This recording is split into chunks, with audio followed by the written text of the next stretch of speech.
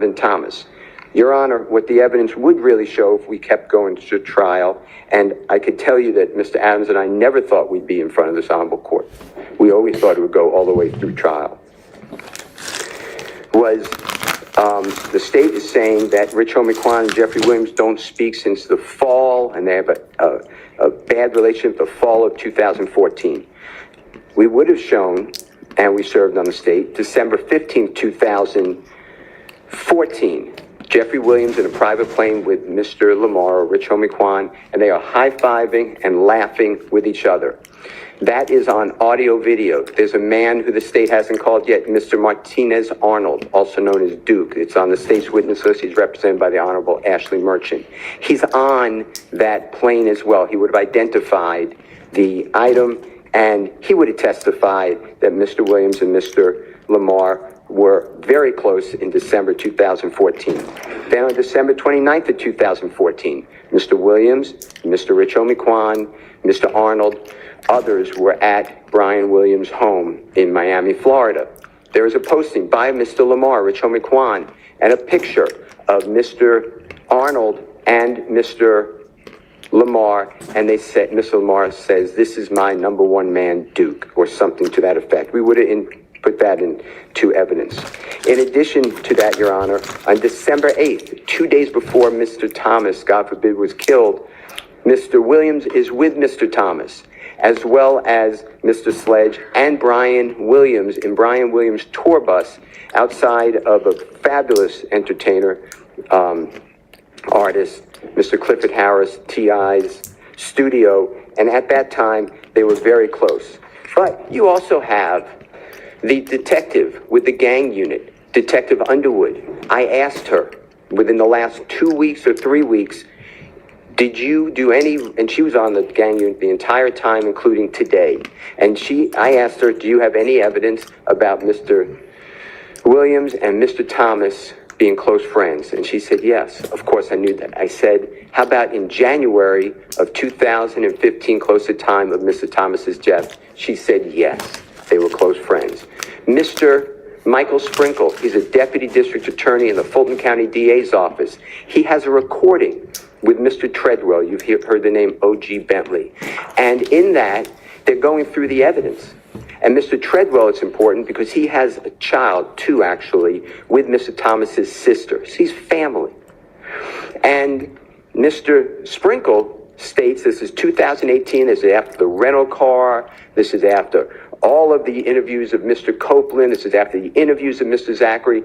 Mr. Sprinkle's in some of those interviews with Mr. Zachary. Mr. Sprinkle on tape, on recording, states, I do not know why anybody thinks Jeffrey Williams is involved in this killing. He and Donovan Thomas were close friends. It makes no sense to anyone.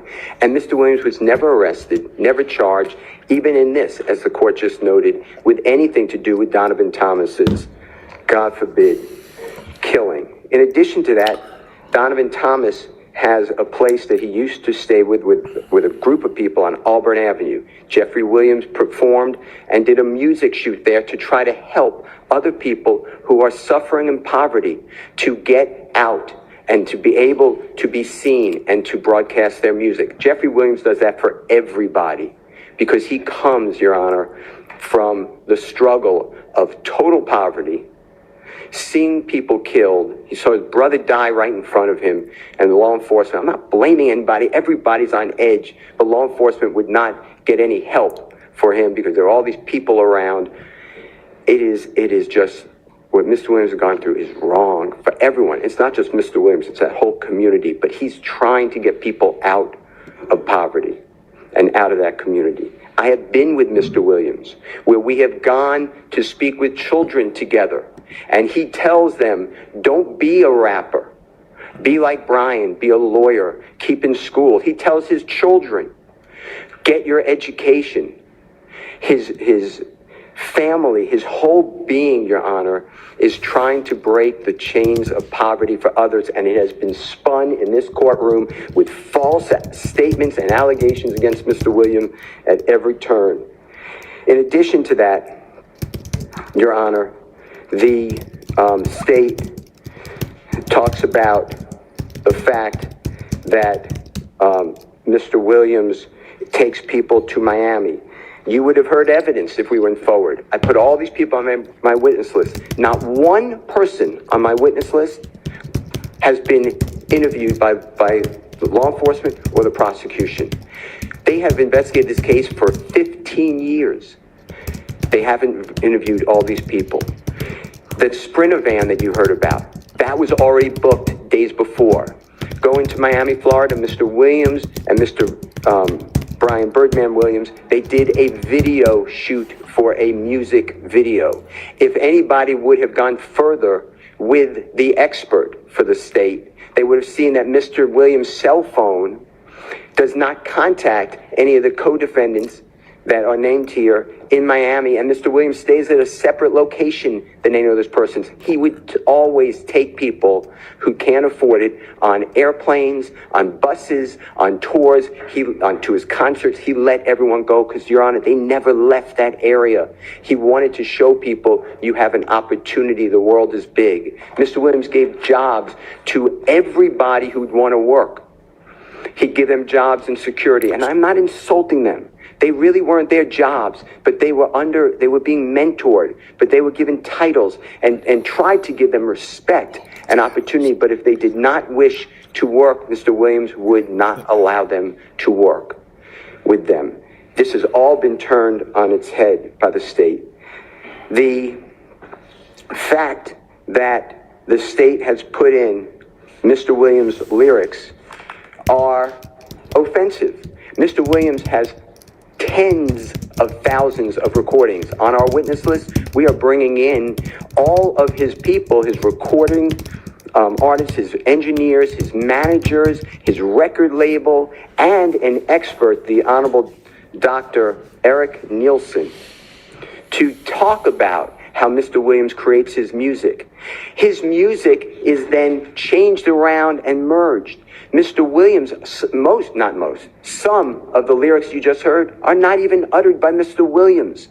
The state has no idea when these lyrics were made. Some of them were made before the shooting of Donovan Thomas that the state is saying this applies to the Donovan Thomas killing with the Tahoe.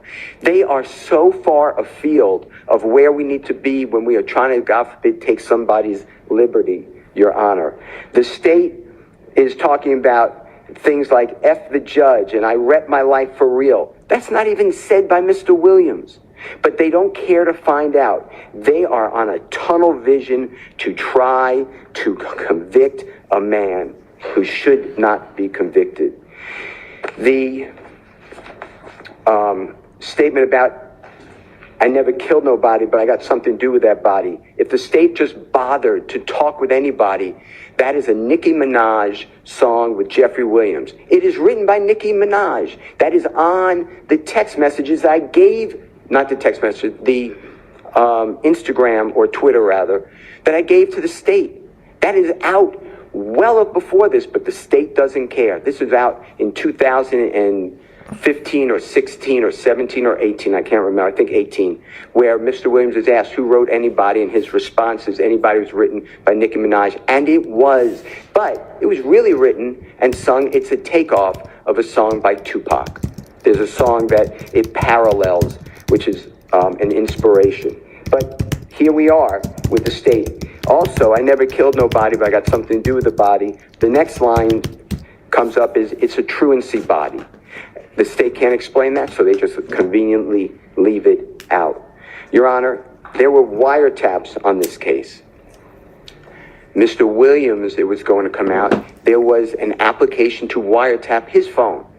The state never presented to a judge. That speaks volumes. The leader of the YSL criminal street gang, who's been involved from 2012 until his arrest, and even according to the state, while we sit here, they never even tried to wiretap his phone. It might have been because they don't really know what his phone number is. So all these communications you're being told about with Mr. Huey, I'm not so sure the state could have gotten anybody to say that's Mr. Williams' phone. This is how the trial has gone for us. But we sit here for almost 2 years since we did our jury selection initiation on January 4th, 2023. Mr. Williams has been sitting in a jail since May 9th, 2022.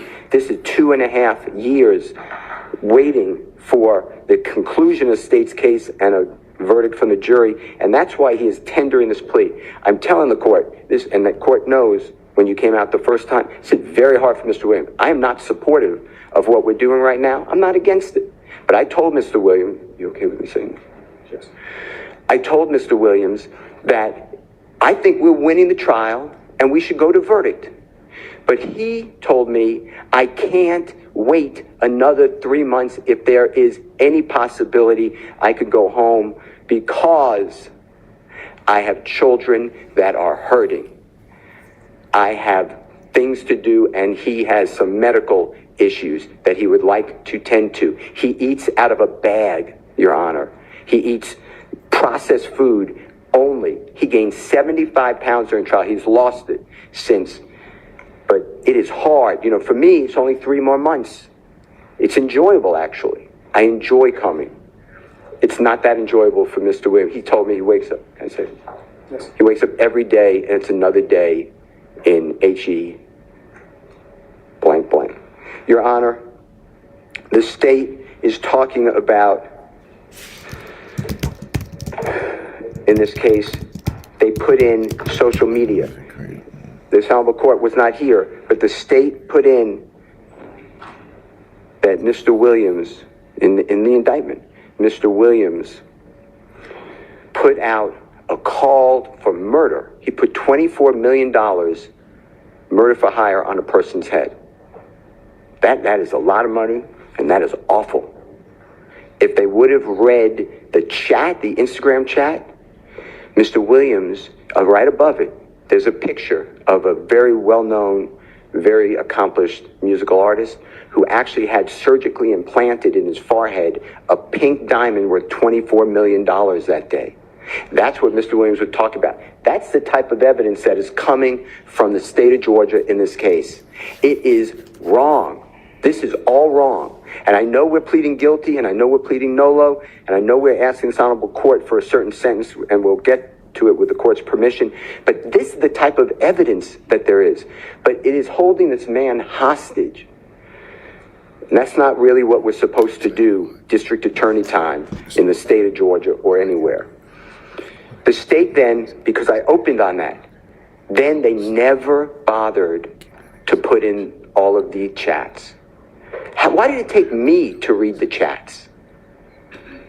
In addition to that, going back to Donovan Thomas, talk about Mr. Williams involved, the state did a geofence. A geofence tracks his devices. It doesn't have to be a phone. It could be an iPad. It could be any type of electronic device that targets and is used. You don't have to be on the phone. It's the contact. If he has an app open, it'll capture it. And the state targeted the McDonald's, where they keep saying that Mr. Williams met with people there. They targeted the barbershop where the killing occurred. And they targeted a third location, no, 2 locations. And it comes out, Mr. Williams' devices are not there. It's exculpatory. I don't get that information. I got that because I interviewed Lieutenant Crabtree, and the results can't be found, according to prosecution. I did a motion for that. They just can't find it. That is great evidence for Mr. Williams. It would have also shown clearly that when he does go down from his house after getting this call that I'll talk about from Demise McMullen, he's not with these other people. And the expert for the state, the FBI agent who does the telephone analysis, Mr. Williams' phone does not ping off the same tower as a Demise McMullen or a Mr. Copeland or a Mr. Garlington or whomever. The state of Georgia has misrepresented for 2 years in front of this jury. They have hidden evidence. They have violated Brady. They have falsely accused Mr. Williams. Your Honor, saying that Mr. Williams gets that call 7 minutes after, the state said 6, it was 7 minutes after the killing of Donovan Thomas from Demise McMullen. Mr. Williams was already out of his home. Mr. Demise McMullen's calling Mr. Williams. He's not even there. He's going down to meet with Mr. Kelvin Treadwell, also known as O.G. Bentley. O.G. Bentley was supposed to go to Miami, Florida. They were talking about this deal. And Mr. Williams, that day, he was given another contract.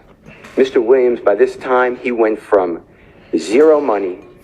He is a multi-millionaire at the time. He doesn't need the Cleveland Avenue drug deals for $15. He doesn't need the shootings. He wasn't even living in Atlanta since 2018, 19, 20, 21. He came back the very end of 21, 6 months, and he got arrested in May of 2022. In his house, Your Honor, we have everyone on the witness list. There are 12 people living at that house. Mr. Williams opens up any of a car that he has. He'll rent cars for people. Any home he has, he will allow people to live in hotels because people that he knows, unfortunately, are homeless. And he gives them all places to stay, cars to drive around. He is not involved in criminal activity. Mr. Williams just got back in our country. His passport shows it. Right before he was arrested on May 9th of 2022, there were other people in that house with the drugs and the guns. There were people whose the guns are in their names. They were going to come in court and claim the guns. Everybody else was doing as well, but Mr. Williams has entered a guilty plea. I'm not going back on that, but I just want you to know that this case is just wrong to do to somebody with no bond and to hold him hostage. He wants to, you may not do it. He's aware of that. He's aware of that. But the state offered him 15 years on probation. But they keep piling on these conditions. He just said, he made up his mind. He said, I'm just going to go with it. I got to get home. Judge may not let me home, but I'm not doing these conditions and admit that I'm the leader and I'm involved in the killing and my music just promoted everybody to do it. He's not going to do that. So he did not do that. And that's how we wound up here. The state, the night of the killing, people came to Mr. Williams' home. The state tells the court, he said, lay low. What they don't tell you is right after that, he gave money to Mr. Sledge, who said, they're going to kill me. They think I did it. And Mr. Williams said, if you had anything to do with it, I don't want to be with you. And Mr. Sledge said, I just need a hotel room with my children and my bride or my significant other to get to. And Mr. Williams said, be safe, lay low. That's the lay low. In addition to that, Mr. Williams told Mr. Copeland's with the police. Hours after the killing of Mr. Donovan Thomas, Mr. Copeland goes to the police department. Mr. Williams is the person who told him to go. Mr. Copeland said, what do I do? They're shooting at my house, at my family's house, at my significant other's mother's house. And Mr. Williams said, if you had anything to do with the murder, get out of here. Mr. Copeland denied it. And Mr. Williams said, then go tell the police. Mr. Copeland said, you want me to go to the police? And Mr. Williams said, if you had nothing to do with it, they think you did it, go to the police. In addition to that, Mr. Copeland said, well, I'm going to retaliate. Mr. Williams told him, don't do that. Let 12 handle. That's on recordings. That is on recordings on January 11th of 2015 with Detective Thorpe. Your Honor, as far as Dwayne Carter, a performer known as Lil Wayne, Mr. Williams had no conflict with him. They are friends. We were presenting evidence that right before this shooting of the tour bus is April 26th of 2015. Mr. Williams is performing in New Orleans area. Then that's the area where it's Holly Grove, where Mr. Carter, or Lil Wayne, a performer known as Lil Wayne, comes from. And in order to drum up popularity and interest, people get on the internet and they start what's called rap battles, arguments, feuds. That's what happened here, and you would have heard testimony from Mr. Williams' management that they said, start a rap battle. It'll be better for your career. Mr. Dwayne Carter is aware of that. Mr. Dwayne Carter's interviewed. The state's aware of this. He has interviews after this. Are you mad? What's the real deal with Jeffrey Williams? He states, no. He's great with me. He brought popularity to me. He loves me. He idolizes me, and I love working with him. They did an album together. In 2014, they're in the studio together, making music together. It is all made up that Mr. Williams is involved. Mr. Williams gives a statement. The state refuses to put it in and then stop me, the previous judge, from cross-examining the detective. His name is Racy. He met with Mr. Williams in the DeKalb County Jail on the 15th day of July 2015. Mr. Williams is arrested that day. And there's a long interview.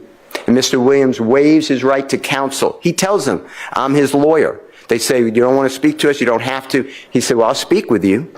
And they asked Mr. Williams these questions. What about Lil Wayne's shooting? He said, it was outrageous. I love him. That's my idol. I love Lil Wayne. How about this battle? He says it's promotion. They asked him about his rap lyrics. It's the only person that the state ever did anything about rap lyrics with. And they asked Mr. Williams, what about the rap lyrics? And he tells them, it's hyperbole. He didn't use that word. He used the word, it's made up. It's rhyming. It's made up. Not like the state is saying that I rap lyrics for real. That's not even Mr. Williams' utterance. Your Honor, the point I'm trying to make to you is what the state of Georgia has presented to this jury in this courtroom the past year has been full of untruths. And they know it. The state says that Mr. Williams had a conflict because he named an album with Dwayne Carter, and Dwayne Carter didn't like that. Dwayne Carter's interviewed. He said, that was one of the nicest things anyone could have done to me. It shows how much he really appreciates me. It shows respect and honor, and I appreciate what he did. The state knows this. With regards to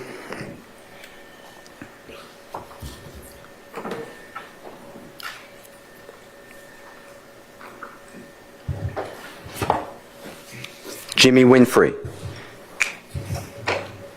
What the state did is they put in a recording. It's not Mr. Williams. It's a jail recording, Mr. Winfrey and an unknown person. And an unknown person says, when you get out, you're going to get a Porsche and $250,000. Mr. Williams not privy to that.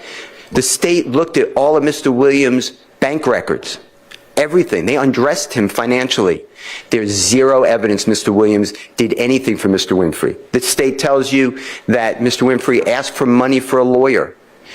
The conversation was, and it's recorded, it was with Mr. Williams' manager. And Jimmy Winfrey said, I need to show that I was gainfully employed for the court. Can you get me something from YSL? And the manager said, yeah, if we have it, and if it's true, yes, you can have it. That is it. There's no evidence that Mr. Williams paid for anybody's lawyer, Mr. Winfrey or otherwise. In addition to that, Your Honor, the social media postings with Mr. Rashawn Bennett, also known as YFN Lucy. So Mr. Williams, the state tells Mr. Bennett on social media, I would have killed you if I didn't like the way you take care of your mother and children. That is the post. What they don't tell you is Mr. Bennett, who is also, to his credit, trying to drum up his career. Mr. Bennett is picking on Mr. Williams, who's a much higher profile artist than Mr. Bennett at that time. And Mr. Bennett is saying that he slept with Mr. Williams' fiancée, while Mr. Williams and she are a significant couple, that Mr. Williams' music is awful. Nobody should listen to his music ever. Mr. Williams responds by saying, we can do an album together if you want. Stop this. The man continues of how he's sleeping with Mr. Williams' significant other, and then Mr. Williams responds by saying, I would have killed you except for what you do. That is the context that they don't tell you about. And Mr. Williams did nothing to Mr. Bennett. In fact, the evidence would have shown, if we had time or we would have gone forward, that Mr. Bennett and Mr. Williams are on the red carpet receiving awards in California, sitting right next to each other and taking photographs. This is not that Jeffrey Williams is a known person who is all over the place. If he did something, somebody wanted him, they can find him. He is not hanging out on Cleveland Avenue. What the state is saying are not true. The situation with Mr. Bennett, so he's in the Fulton County Jail, and he's housed, and there are crazy, sick, violent people, and they're on the phone, and Mr. Myrick, M-Y-R-I-C, is calling other people, supposed co-conspirators. How much will Jeffrey Williams give? He doesn't say that, but that's the theme of it, as well as Christian Eppinger. What the state doesn't tell you is that when Mr. Sumlin is asked, hey, find out how much Thug will pay me to kill Mr. YFN Lucci, Mr. Sumlin says, I don't know his number. I can't get in touch with him. He doesn't talk to me. And that's because, Your Honor, since 2015, and he means no insult, but Jeffrey Williams has had zero contact with Shannon Stillwell until this case, Kenneth Copeland, Demikian Garlington, Justin Cobb, Demise McMullen, Mr. Sledge, Mr. Murphy, all these people. This is a lie. This is a 100% lie, and that's why we tendered a no-low plea to being a leader of a criminal street gang. Mr. Williams is not a leader. In fact, if it would go forward, on Mr. Huey's phone, there are conversations with Mr. Copeland. And they both say how Jeffrey Williams is a zero, and F him. And they don't talk to him, and Jeffrey Williams never does anything for them. Mr. Huey, Mr. Williams met later. He met him closer in the time of 2020. Mr. Huey's father went through a horrible episode that Mr. Williams knew, and that's how Mr. Williams knew his son, who's Mr. Huey. And Mr. Huey's on hard times, and Mr. Huey's making mistakes. And Mr. Huey, supposedly, Mr. Williams believes, armed robbed a man named Chandler Durham, D-U-R-H-A-M.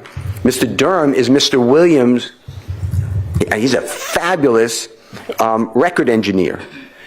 And Mr. Williams states, give him back, tell him to give back the property or he's going to die. The state puts that as an overt act. No one dies, and the property doesn't get returned. Mr. Huey ignores Mr. Williams.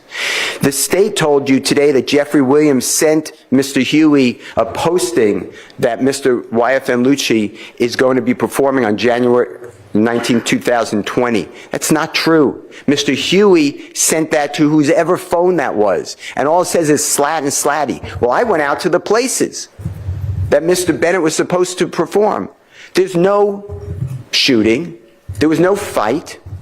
There was nothing to report. There's nothing here. In addition, the state says same thing on September 2nd, 2022 on Mr. Huey's phone.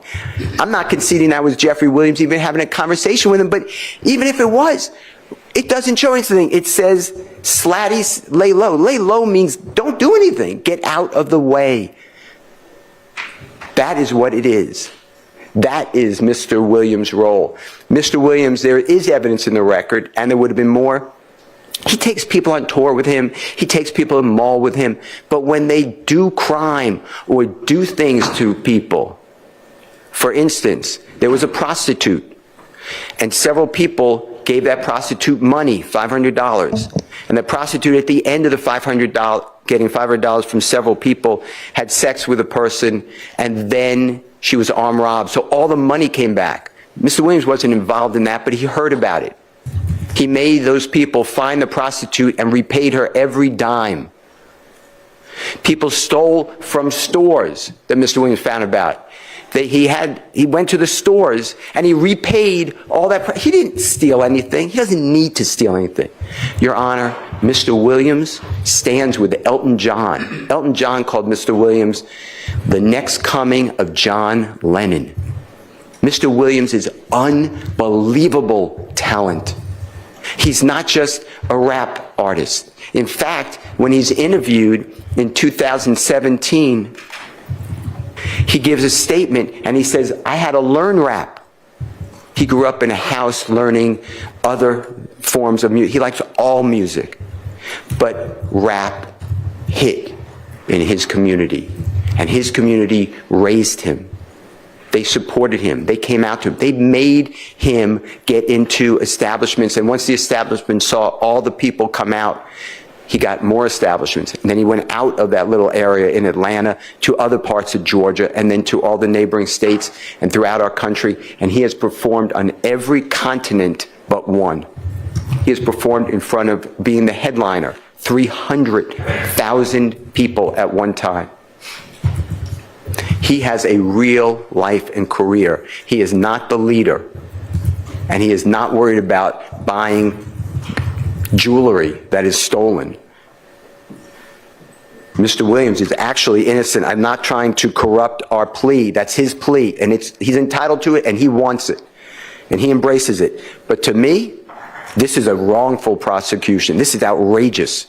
All right, so you're pleading guilty, or your client is pleading guilty to counts 57 through 62. It's all true. Do you yes, there's a factual basis for those counts? Yes, I can see that. Okay. All right, I didn't mean to interrupt you. No, it's fine. And Your Honor, I'll answer any of your questions, but the point I'm trying to make is 45 years to serve 25 years in prison, when just this morning it was a probationary offer. It was a probationary offer. The state knows, but they want to control. They have this theory of music, and they want to stop Mr. Williams from making music, from entertaining, just stop his life. That's just not right. And it's wrong of the district attorney in Fulton County to do that. If they offer probation, then he's not a 45 to serve 25 years in custody type of person, and he's certainly not the person that the state has stated in front of the court. What we're asking, Your Honor, on count 1, which is the RICO count, to accept the nolo contendere plea. Please sentence Mr. Williams to 20 years to serve 5 years in prison commuted to time served. Mr. Williams has served, as I said, 22.5 years. On count 56, Your Honor, that's the leadership of a gang, nolo plea, 20 years to serve 5 years commuted to time served, consecutive to all other counts. On count 57, which is a gang count, Your Honor, not a leader, guilty plea, 20 years to serve 5 years commuted to time served, concurrent with count 1. With regard to count 58, which is possession of, I believe it is marijuana with intent to distribute, 10-year sentence on probation, concurrent with count 1. On count 59, which is violation of Georgia Controlled Substance Act, possession of codeine with intent to distribute, 5 years on probation, concurrent with count 1. On count 59, Your Honor, which is violation of Georgia Controlled Substance Act, possession of cocaine, 3 years on probation, concurrent with count 1. Count 61, 5 years of probation. It's a firearm count, consecutive to the other counts, consecutive to before count 56. And then count 62, 10 years to serve commuted to time served. That should be a total sentence, Your Honor, that we are respectfully requesting the court to consider. I believe it's 45 years to serve 5 years in prison, commuted to time served, 40 years on probation, credit for the time already served and community time served. As I said, after 3 years of probation, the probation becomes non-reporting, and after successful completion of 10 years on probation, the balance of the sentence be terminated. Mr. Williams asked the court for house arrest for 3 years as part of the sentence, but house arrest specifically defined that Mr. Williams will be in his home or at any lawful employment, touring, studio, performance, business meetings, and the like. Wear an ankle monitor for the first year and pay the costs of same, and the company must be approved by probation department, and the ankle monitor to be affixed within 10 days of hopeful release from custody. Mr. Williams cannot possess a firearm, but he can be around licensed security who are armed or other persons who are lawfully carrying a firearm with a license, and that would be knowingly for Mr. Williams. Mr. Williams can transfer probation outside the state of Georgia. He has residences in the state of California. He has studios in the state of California. Mr. Williams be allowed to travel throughout our country and the world for lawful work-related industries. Mr. Williams wants to perform. He's going to do this anyway, Your Honor, but we made it part of the sentence. At least one concert each year at a venue, if they'll have him holding 10,000 people, if that is workable for the venue and Mr. Williams' management, and he is going to donate all of the profits that he makes to a 501c3 charity.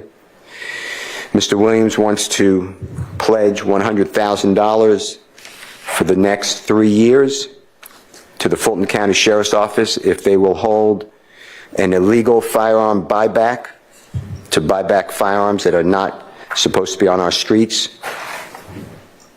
Mr. Williams does not wish to go near the Cleveland Avenue area, not to insult that area at all, but it is just not a good idea under this circumstance.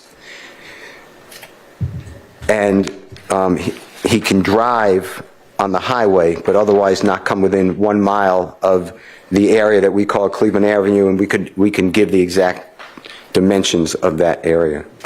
Mr. Williams must perform 100 hours of community service per year for the next 3 years as designated by probation department. Mr. Williams can associate, and this was agreed to previously, with people who are convicted felon or alleged gang members solely for lawful purpose of making music. I see Ms. Love shaking her head, and I think it's fair to establish that until the entirety of the negotiations were agreed to, it was all up in the air. Sure. That may have been something y'all had already hammered out, but it's not anything they're bound to. Absolutely. Fair? Okay. I agree with that. Mr. Williams can have no contact with any of the supposed victims, and there was an Exhibit A attached to the state's proposed plea agreement, negotiated plea agreement that was sent to you, so we adopt that Exhibit A, but we can give it to the court if you need those names. And Mr. Williams have no contact with any of the co-defendants in this indictment, with the exception of Mr. Quantavious Greer, that is his biological brother, as well as Mr. Sergio Kitchens. He's a phenomenal artist. He goes performer known as Gunna, G-U-N-N-A. Mr. Williams and Mr. Kitchens are contractually obligated, and they frequently perform music together. Your Honor, any other conditions that this honorable court deems appropriate? I want to thank the court for all your time, always. I want to thank Ms. Percival for everything she has done. I want to thank Mr. Williams for allowing me to stand with him. And I really never thought we would be here, but this is his decision. I want to thank the Honorable Keith Adams, who may want to speak, Your Honor, but I can never imagine a better lawyer than Keith Adams. Mr. Adams, do you want to add anything to the record? Your Honor, I don't know that there's really much to add. Mr. Steele has represented to the court, I think, fully and thoroughly the breadth of our knowledge of the case. Mr. Williams' background, I think the court has not just heard it from Mr. Steele, but has had the opportunity to sit here and hear some of the evidence and kind of get a feel. You've had a chance also to observe Mr. Williams and then get a feel for him, his background, and so forth. You know, the only thing I can say about Mr. Williams that hasn't been said is that he comes from an area. You might have heard throughout the course of the trial that there was an album, a concert tour. We came from nothing. And that is true. Mr. Williams came from, you know, I hate to use the word abject poverty, but that really is the case. Came from an area where there was a significant amount of crime, where, as you've heard, he's had tragedy in his life and has observed tragedy in his life, and he has gone through a good bit. He has been involved in a lot, but he has raised himself up. He has done the best he could and has done phenomenally well, and is, I think, an inspiration to a lot of people from that community who look to him and see the success that he has gained, and have been fully supportive of him. But he finds himself here. He is in front of you. He is tendering this plea because he accepts responsibility. You have heard everything Mr. Steele has had to say. I can only ask that you follow what we have put before you. You also have, I believe, the paperwork that was given to you by the state, which kind of gives you some idea of what they were looking for as well in terms of conditions on Mr. Williams if we were to have reached some sort of agreement. And we ask that if you feel that there is anything within the state's proposal that might be appropriate in terms of the sentence for Mr. Williams, that the court please feel free to do that. There is nothing that he puts himself before the court. And I think 2.5 years sitting, going through this process, challenging the process, but now standing before you and asking that you consider everything and sentence him appropriately in the way that we've requested. I'd simply ask you, I'd join Mr. Steele and Mr. Williams in asking you to do the same. And I thank you as well, as Mr. Steele did, for your patience with us and for bringing some order to the proceedings that candidly was needed. So that's all I have to say. I thank you again, and I ask you to consider everything that's been put before you. All right, Mr. Williams, is there anything that you want to say? Yes, ma'am. I take full responsibility for, my crimes or my charges. I want to say sorry to my family, my mom.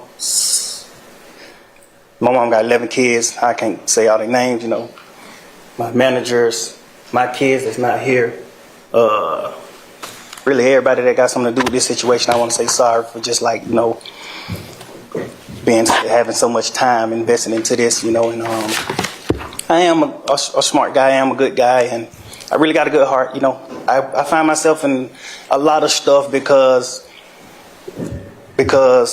I was just nice or cool, and I understand that you can't be that way when you reach a certain height because it could end bad, and it don't really have to have nothing to do with you, but it could end bad and it could, fall on you.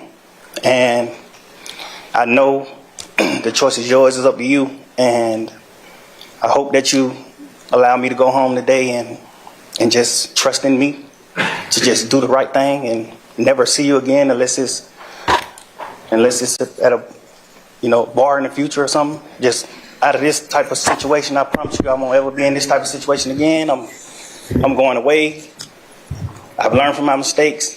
I come from nothing and I've made something and I didn't take full advantage of it. I'm sorry. Through these last 2.5 years of my life, you are really, truly, honestly, the best thing that has happened to me because you made everything fair for me and everybody involved on both sides, I'm sorry to the sheriff, everybody for just having to put extra time in. I know y'all got paid more money, but I'm sorry for y'all having to put this extra time in to be away from y'all family, and I just hope that you find it in your heart to allow me to go home and be with my family and just do better as a person. I know what I bring to the table. I know what I am. I know the heights I've reached. I know the impact I got on people, period, in the community, you know, all people. I learned that late, like these past 2 or 3 years of my life, I kind of learned that late. And maybe it was because I was, you know, probably on drugs or anything, I don't know. But I have came to my senses and I understand what I mean to this world. But I am a good guy, you know. I don't mind doing stuff like, you know, like free shows, and I always did that. You know, I did free shows and gave it to single parents, millions of dollars. You know, I made $1.8 million on a free show, and I gave it all to single parent charity. And I did like 2 or 3 shows that made like $700,000 a piece, and I gave it to the breast cancer organization. Like, you know, I do things like I put millions of dollars back into my community for real. I really did. I did more than anybody ever did from my side, you know. But I understand, you know, rap lyrics. I understand how it could be twisted. I understand what it could do to the mind of people. I understand all that, and I promise you I'm 100% changing that. You know, it's just, I'm older, I'm grown now, you know, and it's just like, I'm smarter. It's more things to rap about. Like, I've experienced a lot of good things. I experienced more bad things, but I experienced a lot of good things too. And anyway, I can go forever. Well, I appreciate it. And I appreciate that you do realize how much of an impact you have on people. I mean, it's past your neighborhood. It's worldwide, especially young people. And having come up from where you came up from and living in and around that, you know that gangs are damaging to our community. And it may be that a whole lot of rap music and the rap industry is, I mean, honestly, it sounds like a modern day version of kind of WWE wrestling that used to be on television, where people would just get up and posture and act like they hated each other. And it may be that that's a lot of what is going on in the music industry with rap. But whether it is fake or not, it has tremendous impact on kids and young people who think, this is cool, this is what I want to do, look at him, he's a millionaire, I can do that by being, you know, a gangster in the streets. And that's not true. What you're likely to have happen to you if you're a gangster in the streets is you get shot, you get killed, or you get thrown in prison. And those are, you know, by far the most likely outcomes. And, you know, you've been in here watching the trial, and you've seen the pictures of Mr. Ryan posing with a gun as big as he is at 15 years old and going out and shooting and killing another teenager. And that's what gangs do, and that's unfortunately a lot of what rap music does. And if you are a modern day John Lennon, you know, I mean, he might have rapped too in this day and age. I don't know, but I know you're talented, and even if you choose to continue to rap, you need to try to use your influence to let kids know that that is not the way to go, and that there are ways out of poverty besides hooking up with the powerful guy at the end of the street selling drugs. And, you know, I know that happens for protection sometimes, but a much better way would be getting an education and setting, you know, hanging around with people who set a good example. And you be one of those people that sets a good example. I mean, all right, so that's my high horse on that. I could also go on. But I want you to try to be more of the solution and less of the problem. All right? All right, so it is not lost on the court that the state, had they been able to come to agreement on certain special conditions, was willing to entirely dismiss the RICO count, was willing to entirely dismiss one of the gang counts, and was willing to entirely dismiss this, machine gun count. Was willing to give a sentence that permitted Mr. Williams to walk out of the door today, and therefore does not seem to be particularly worried that Mr. Williams, if on the streets, would be a danger to society. I'm taking that into consideration in crafting my sentence. And in permitting a nolo plea to the RICO count in one of the two gang counts, I would not be permitting the nolo to the one if you were not pleading guilty to at least one of them. But you are, and y'all admit a factual basis for the counts that you are pleading guilty to. I find there to be a factual basis for those counts, and for the remaining counts with which you are charged.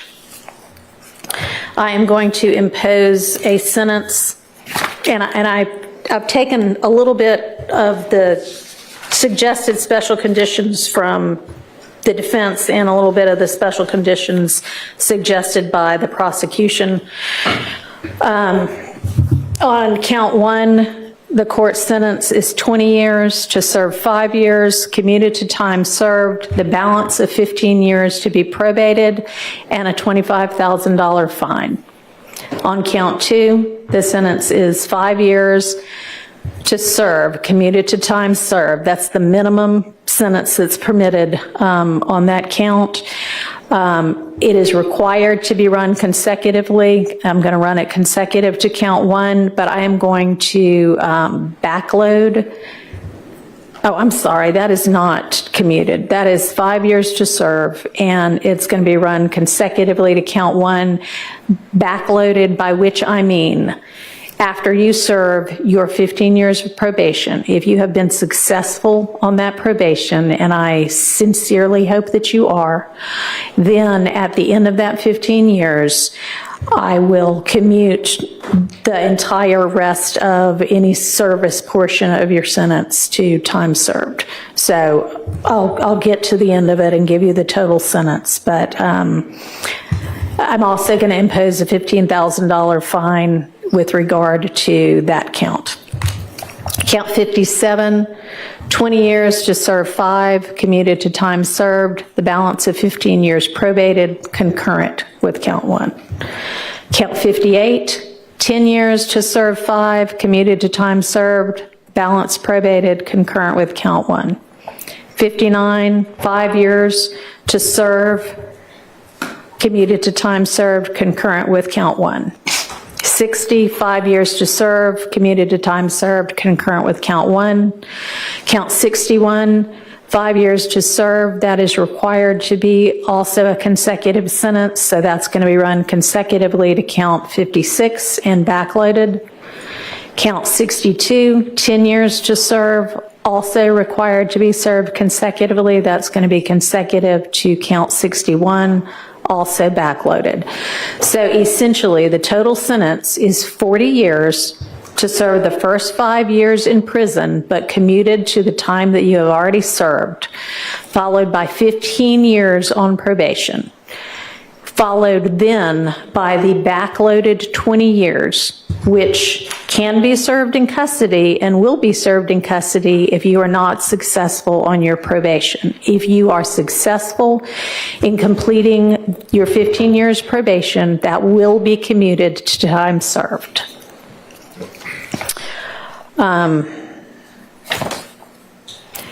You are to remain on reporting status for the first half of your probation, active reporting for the first 7.5 years of your probation, and that is pursuant to OCGA 17-10-1, subsection 2, A2A.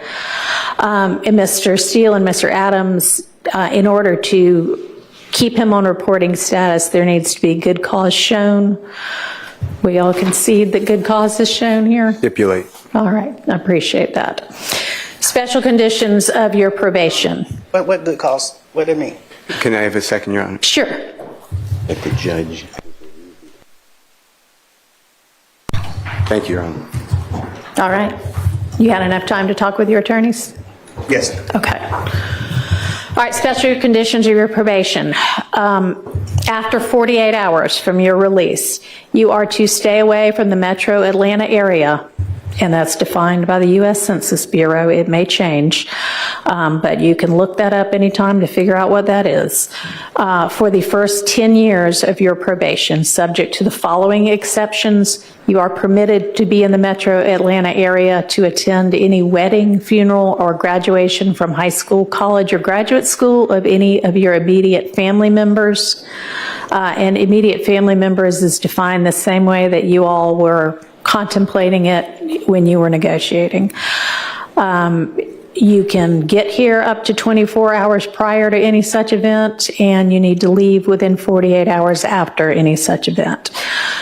In addition, during each year of your probation, I'm going to require that you come to the metro Atlanta area and make a live anti-gang and anti-gun violence presentation 4 times a year, each year of your probation, at a grade school, a middle school, a boys or girls club, anything like that, that type of group. And if you want to, that presentation can include a benefit concert, and these presentations may count towards your required community service hours, which I'm going to impose, that during each year of your probation, you perform 100 hours of community service. You are, and this is required by the fact that there's a gang conviction. You shall not knowingly have contact of any kind or character with any other member or associate of any criminal street gang. Exception to that, if your brother is a member of any street gang, I hope you talk him into getting out of it. Quantavious Greer, and then also Sergio Kitchens, as long as you are contractually obligated to him. That is going to include anybody who is named in this indictment, except as absolutely necessary to conduct the lawful business of your musical career, and to any extent that the state is not agreeing to the exception for Mr. Kitchens. In the event that that part is not enforceable because it is only a portion of a special condition, going to provide that that be severable from the rest of this, and I'll put some case cites in the Senate sheet for that. You are in no way to promote any criminal street gang or any criminal street gang activity, including on any social media platform. You are not to utilize any hand signs, terminology, or language that promotes any criminal street gang. You are not to participate in any criminal street gang activity. You are not to knowingly engage in any contact with any of the victims that are listed in this indictment or with any of their family members. And you may not have in your possession or with arm's reach any kind of a firearm, because you're going to be a convicted felon. And that is, except I know that you have security and you need security. You can be within arm's reach of a firearm that is in the possession of either licensed law enforcement or licensed security personnel that are in your security detail or anybody that you're performing with. You are to submit to random drug screens and not use any drugs unless they are prescribed for you by a licensed physician. You are to execute a Fourth Amendment waiver that will permit the search of your person, residence, vehicles, and electronics for any firearms, any criminal street gang paraphernalia, or any illicit drugs. And as I mentioned with regard to one of the first of your co-defendants from this trial, at least since I've been involved, to plead guilty. Our Uniform Superior Court rules instruct and provide that it is absolutely proper for a judge to grant leniency in sentencing when, quote, the interests of the public and the effective administration of criminal justice are served, unquote. And I think that this plea is in the interest of the public and in the interest of effective administration of justice. Have been trying to ensure that, to the extent I can, this trial also abides by that. It's been challenging at certain times.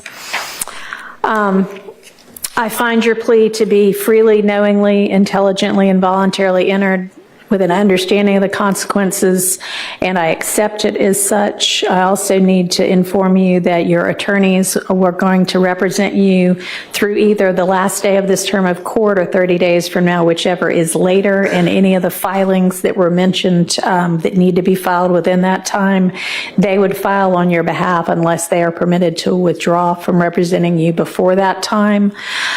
I am not going to impose the conditions suggested by your counsel about the benefit concerts and the donations to the sheriff's office, but I certainly strongly encourage you to do those things and to do and continue to do things that benefit your community and especially help young people to stay out of criminal trouble. And unless there is anything from counsel other than that. I have one matter, Your Honor. Okay, and does the state as well? Yeah. Yes, right.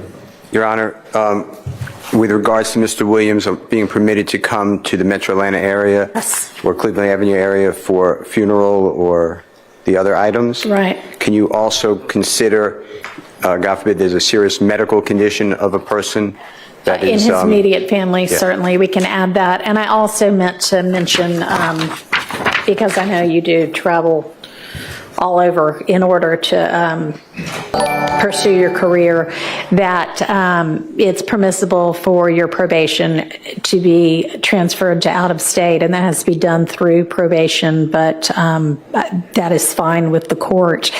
And you may also keep your, nobody's mentioned it, but keep your passport and travel out of state and internationally to the extent that you need to do that for business purposes as well. All right, Mr. Body. Yes, just very briefly, and thank you. The district attorney just wanted me to urge the court, due to the fact that the Thomases have been negatively affected incredibly traumatically by what has been discussed by both parties here today, to make a brief statement as she believes that they fall within the exception or within the bounds of Marcy's law. If the court would allow, I understand the court made a ruling earlier as it relates to that, but she wants to It's over now.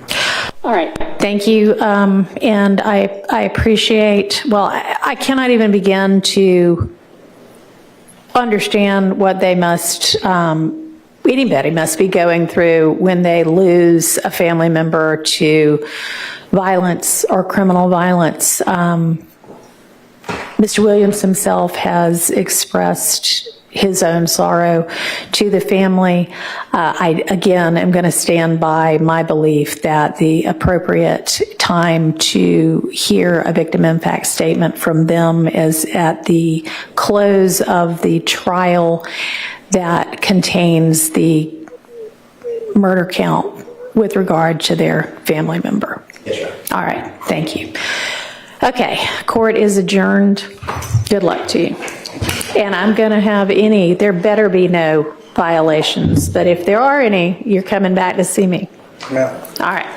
Thank you, Your Honor. Hey, you're.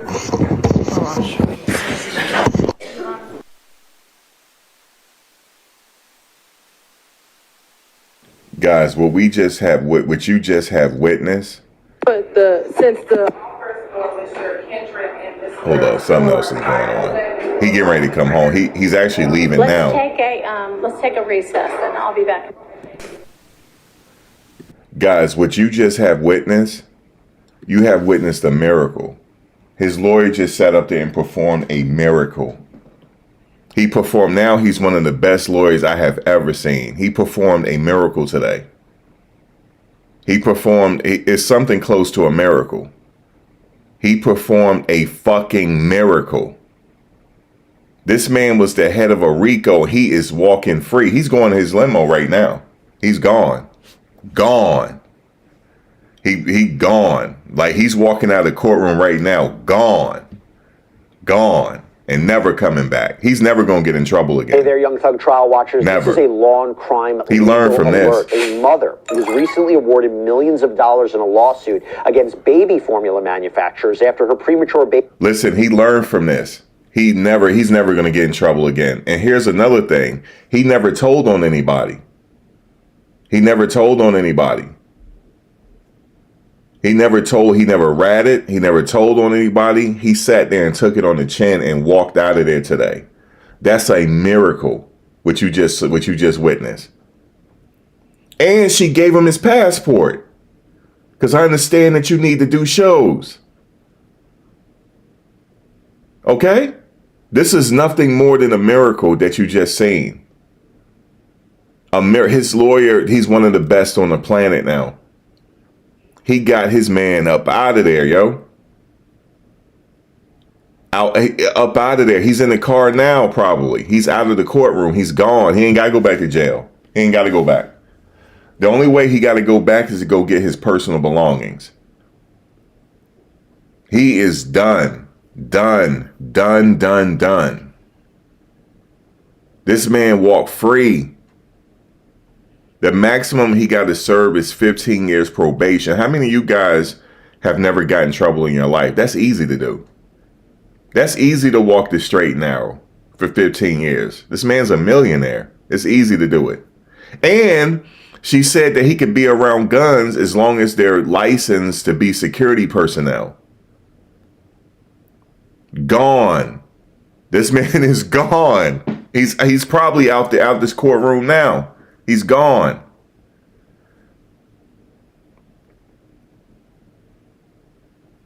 Gone. He's done. He's out of there. 6:33 p.m. on the East Coast. He is a free man. Gone.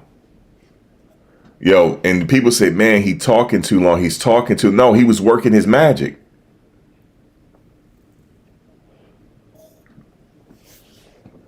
He's up there with Jose Baez, man. He literally performed a miracle. His price just went up.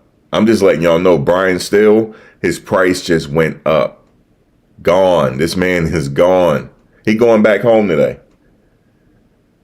As of right now, he's probably outside of that courtroom, heading to his limousine. Gone. And she said he can be around Gunner. On top of it, so they're going to reunite. Gone. Wait till his first show. This first show gonna be packed. It's gone. This man can tour the world, yo. She let him tour the world. She said she like him. And look, how I knew he was gonna get out, because of her statement. She said this case is something of miscarriage, of something of justice. She said, you guys are trying this case as you go along on this man. She said that. And he was exemplary through the whole trial. He was very professional. He stood there. He was quiet. He listened to his lawyer. She saw that, yo. She saw that. She knew they railroaded him. She knew that. They railroaded him. He ain't never getting back in trouble. He's never going to get in trouble. He learned from this. God was right there by his side. For whatever reason, I'm thinking he might have been innocent. That's what I'm thinking. For God to be on his side like this, he had to been innocent. Had to be. It was just that he had bad people around him and they were doing stuff and it was out of his control. This woman is letting him travel the world, yo, and make his money. He's going to rebrand himself. He's not going to go with that YSL stuff no more. He's going to rebrand himself and he's gonna come out bigger and better. This is crazy. We literally witnessed a miracle. It was a miracle. His lawyer put on a miracle. His lawyer put on a miracle. That's what you saw. It was reminiscent of Jose Baez with Casey Anthony. It was reminiscent of Jose Baez with Aaron Hernandez. I haven't not seen no shit this good in a long time since Jose Baez. And you see Jose Baez about to get Tory Lanez out. Listen, man, there's lawyers like this that walk amongst us, but it's hard to afford them. It's hard. It's very hard to afford lawyers like this. He actually cared about him. This man did jail time over him. He was willing to do jail time. That's why he got the judges changed. He changed judges in this. That was the best thing. That's when the miracle was going to happen. Because that judge was in cahoots with the state. This man got a lawsuit now. Now he going to have a lawsuit. Oh my God, yo. People say, no, he not going home. No, she kept saying it was commuted to time served. She kept saying it. He didn't even spend 5 years in jail. She still gave him time served, yo. She said it's 5 years, but she commuted it to time served anyway, because she sentenced him under the guidelines. That was a miracle. Oh my God, yo. That was a miracle that you saw. She knew he was getting railroaded. She helped him. And then he gave a statement from the heart. That was him. It wasn't made up. That wasn't no Hollywood shit. He was like, look, man, I take responsibility. He couldn't even talk. And she felt him anyway. She felt him anyway, man. The prosecutor messed up in this case. They didn't have a case against them. She said that they were trying this case on the fly. That's what she said. I'm paraphrasing it. I knew he was coming home. He home now. He getting ready to go home. He probably had to go back to the jail to get his stuff. He probably don't want it. You just keep the shit. He getting ready to go back to his mansion, yo. He done. Done. And he can hang around Gunna. On top of it. On top of it. You know they getting ready to go on tour. This shit's getting ready to go crazy. This is getting ready to go crazy, yo. This is getting ready to go crazy. Yo, Brian Steele. Yeah, I don't know what I could say. I don't know. I'm at a loss for words here. That man sat up there for over an hour pleading to the judge. But she already was feeling him. She was already going to give it to him. Because she knew he got railroaded. See, let me tell you this. He may be guilty, but legally that man is innocent. Legally. He may have been guilty of some shit, but they didn't prove it beyond reasonable doubt. That's what I would keep talking about. You got to prove it beyond reasonable doubt. Just so that an innocent man won't get railroaded. You got to treat everybody the same. But sometimes you got to have money to have a decent lawyer. That man is out of that courtroom right now. When I tell you he's probably in the car heading home, he's heading home, yo. He with his family now. They got him back. And I promise you, I know this. I can feel it. He's never going to get in trouble again. He probably going to start acting. It's a whole bunch of shit probably was in his mind if he get his freedom back. He going to lose the weight. Everything. Brian Steele, that's now family to him. They're family. He dropped all his cases for this. He dropped them all. He cleared his slate clean for this case. And you know the crazy part about it is the other people that was sitting in court, they still got to go through trial. That's why they were looking the way they were looking. But here's the thing though. He took his plea deal and he didn't tell on nobody. He didn't tell on nobody. He took a risk. He took a calculated risk. Like, look, I'm going to take the plea deal and hope that the judge don't give me no time. He took a risk. He didn't tell on nobody. This man was up for a RICO and he didn't tell on nobody. This is something short of a legend, yo. I've never seen this before. Never.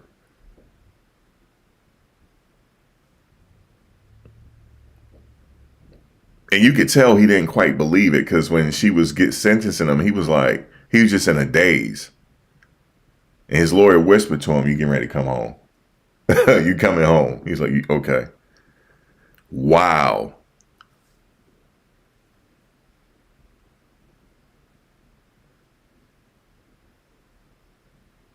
He got railroaded. It's not that it was a victory. It's just that he got railroaded. His lawyer caught it. His lawyer caught it. He got railroaded. Because he's like, wait a minute, they are literally trying this case as we go along. And then what happened was, when the guy testified on the stand, right, he said he was lying. And there was a secret meeting between Little Woody, the judge, and the prosecutors, and Brian Steele wasn't there. That's what set this in motion. He said, wait a minute. And then the old judge was like, well, tell me who was your confidential informant. He said, I can't tell you that.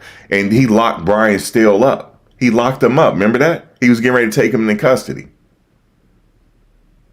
That's how I knew man, I was like, yo, Young Thug was sitting there like, I can't believe this man represent me like this. That he was ready to go to jail. He was getting ready to take into custody. I don't care what nobody say. They can say whatever. We just saw a miracle. You say he about to order $1,000 in barbecue, hug his family, then cry all night. Man, listen, I don't think he should be eating barbecue. Not he been eating processed food all this time. Nah, this is not the time to eat barbecue. This is the time to go to the hospital or make an appointment with his doctor to figure out what's wrong with him. He gonna have to get his health back first before he travel. Cause he looks sick. He looks sick. He look like he got high blood pressure. You can see it in his eyes. He gonna have to get that straight first.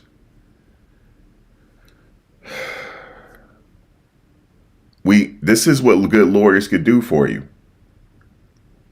This is what good lawyers could do, man.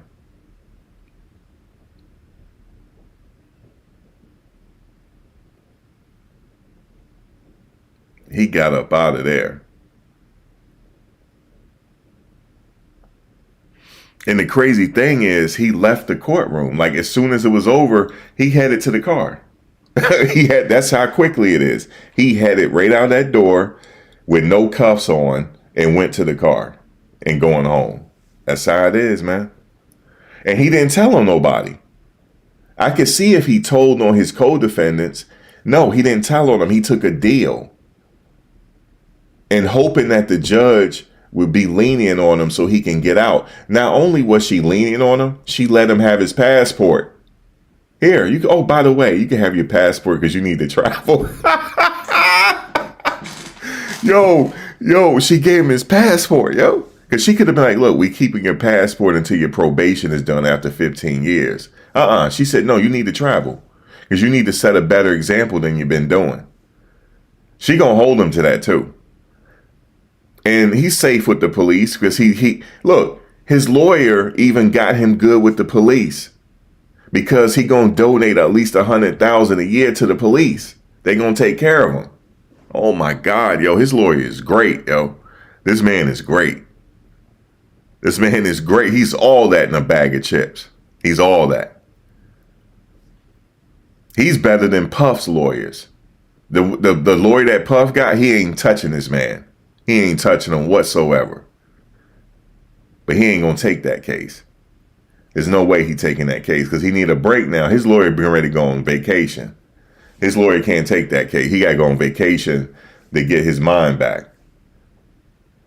You said, and can he smoke weed? She didn't mention it. She didn't mention it that he couldn't. She didn't mention it. She gave him his passport back, fam. You know how big that was? That means he could travel. As long as he just got to notify the probation office of his schedule, and that's it. Oh, he has a drug test, so yeah, no weed. No weed.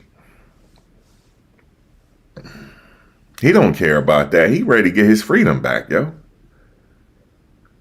The hell with the weed. You know what I'm saying? The hell with the weed. He ain't got to go back to that county jail. He about to go on vacation. The hell with that. I'd be like, let me go to the doctor and get checked out, and then get me a personal trainer and get back in the gym and get my health right. They getting ready to denounce all that gang stuff. He not going to do it no more. Because the rest of them are on trial right now. You see how they were looking? They're like, I can't believe this. He getting ready to leave. And he's supposed to be the head of the organization. She still let him out because she know he got railroaded. It happens a lot that you plead guilty and walk. It happens a lot. It's just that you got to have a lawyer to advocate for you. It happens. But the average person can't afford Brian Steele. That's the messed up part. That part. He's better than Puff lawyers, dog. He's way better than them. Puff is a billionaire and don't have a lawyer like that. He's a billionaire. Okay? And don't have a lawyer like this. Oh my God, yo, y'all saw it. He walked out of there. He walked with them clothes he had on. He walked right up out of there with that Bill Cosby sweater on, dog. He walked right up out of there. He got to get his hair done. There's so much shit he got to get done. He going to have to get his hair done, this and that. He got to shake that jail off. He got to get an alcohol bath. It's just so much he got to do tonight.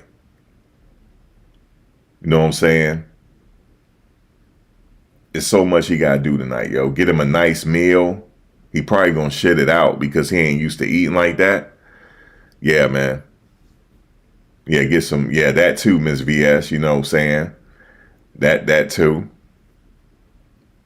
What you mean calm down, Art? This some good lawyer stuff. I like it.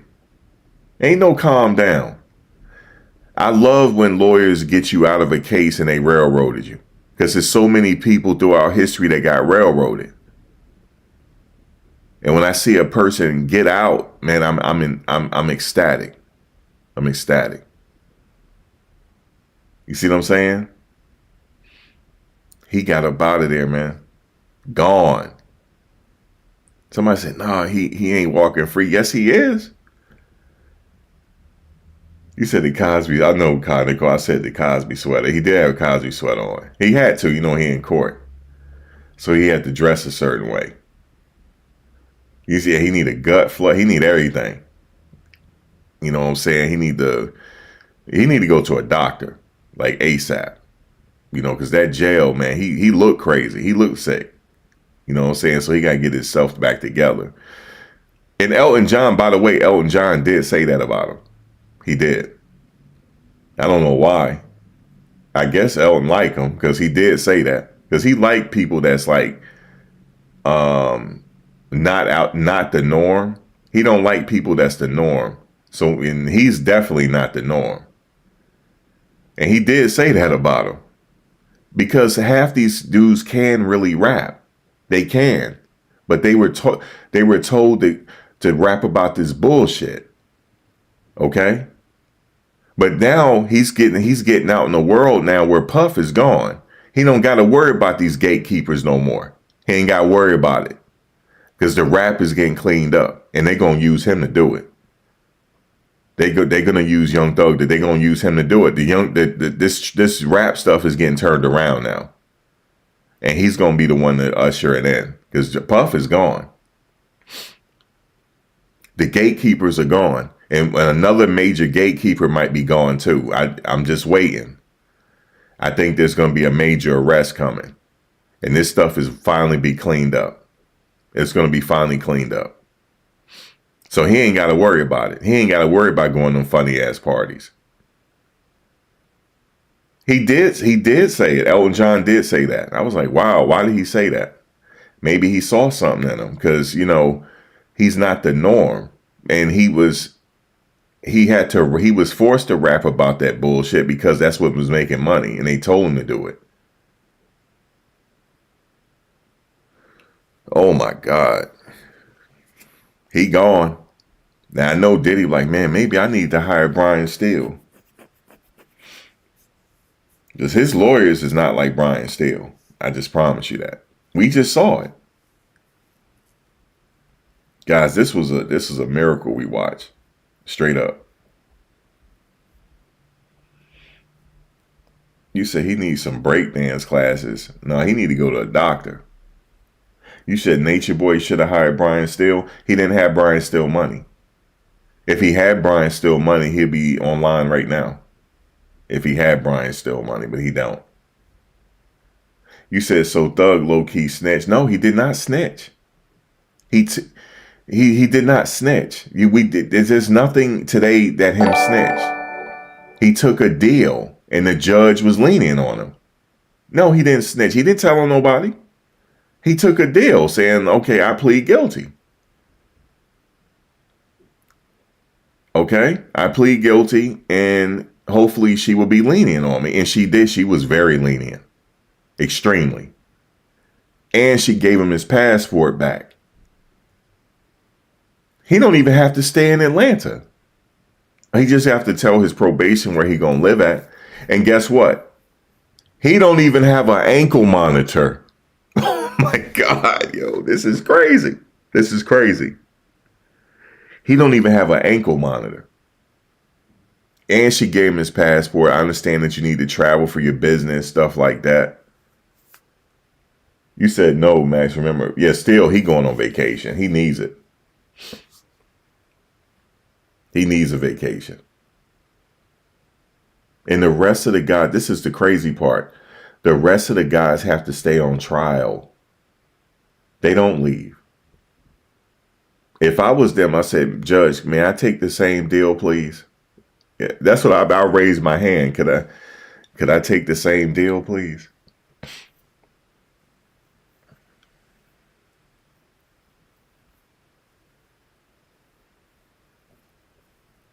Yeah, the gang mentality in hip hop is over with.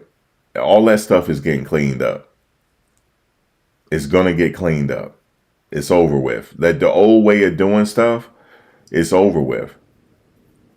The gatekeepers all going to jail, and but the judge, she said it. I knew something was going to come because she said that you guys, it seemed like you guys are trying him as you go along. And she said, I don't like it. He gone. He ain't never getting back in trouble. He never gonna do it. Because he's not stupid, actually. If you listen to him talk in the past, he's actually not stupid. It's just his rhymes were crazy. But you listen to him and Gunner talk, they're not stupid people. They were just forced to rap like that because that's what the industry wanted. But the change in the guard is happening. The old gatekeepers are gone. They're gone. Clive Davis is too old now. They too old. But I must say, if Puff is listening, he probably need to get Brian Steele. If he listening. If he heard about it.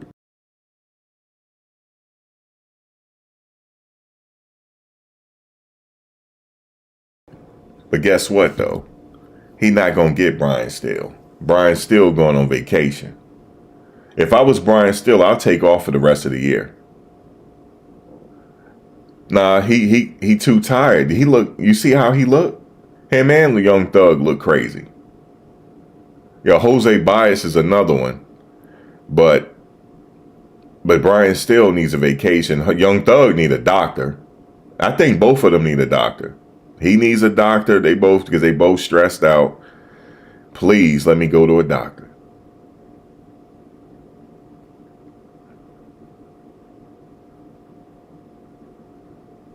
No, the bullshit foolishness is it's over with. I Am Chase because they locked Puff up in them. No, it's really over because it was starting to affect their community.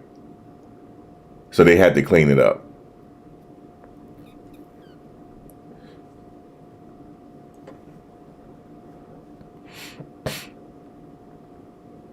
So he gets to have his security. He don't have an ankle monitor. He gets his passport back. Like, what kind of lawyer do he got, man? This is crazy. I knew he was good. I didn't know he was that damn good. Damn. You said JD Johnson and Johnson. Oh God, here you go with the Johnson and Johnson. At least he don't got to go to them funny parties. Cause I know he heard about it when I know Young Thug heard about it. You know he heard about it. Like, oh my God. You know what he probably thought? Let me go ahead and take this deal, man. Let me go ahead and take this deal, man. Because these people not playing with us. Let me go take the deal and let me go ahead and go to the doctor.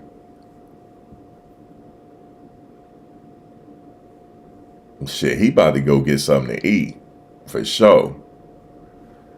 He about to go home, call up his chef. Hey chef, you still want to work? I need something to eat tonight. And on top of it, he still got his money. He still got millions. Still got his money. He paid a lot of money to Brian Steele though, but he still got money though.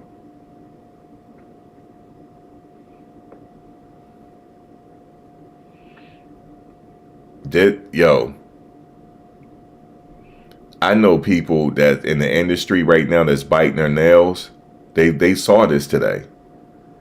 And they're like, man. And yeah, it's crazy. That whole industry is getting cleaned up. I'm telling you. We witnessed something today, man. I'm glad we witnessed it all together. Because we were all talking about it. Because everybody's familiar with the legal system now. Everybody in here is familiar, so don't act like you're not familiar with it, because you are. Yeah, I do love me some Jose Baez. Let me heart that. Thank you, Kai Nicole. How'd you know? Let me like it and heart it. No, I hearted it. Thank you for the dono. I like Brian Steele now too. Him and Jose is my top favorite attorneys now. Him and Brian Steele, yo, for sure. My top favorite, yo. So we all know about the legal system because we've been talking about it for the past, I don't know how long. So everybody is familiar with the legal system now. Everybody is. So what's next? I'm pretty sure Young Thug has been caught up on all the news on Puff. And now he probably said, well, I ain't got to go to these funny ass parties. I don't have to worry about it.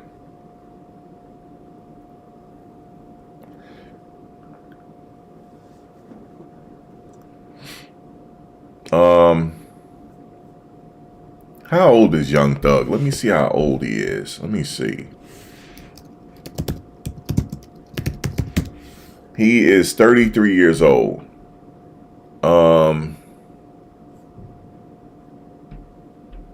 Yeah, he's 33. So, yeah, he's young enough to recover because he's 33. I could see if he was older, that's hard to recover from, and you've been in jail like that. So he's young enough to recover at least. And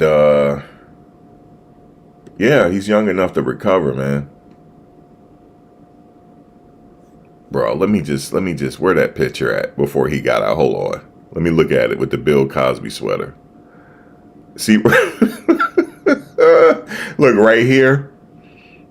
You know what he's thinking, right? Please. I hope I didn't. I took a risk here. You know what he was thinking. I took a risk. Let me just hope this work out. Because Brian Steele looked like he need a vacation. Even when Young Thug was talking, the bailiffs was laughing. They all like him. They all like him because I heard he never got in any trouble. Never gave nobody no trouble. I mean, it was a horrible situation he was in. He got himself into.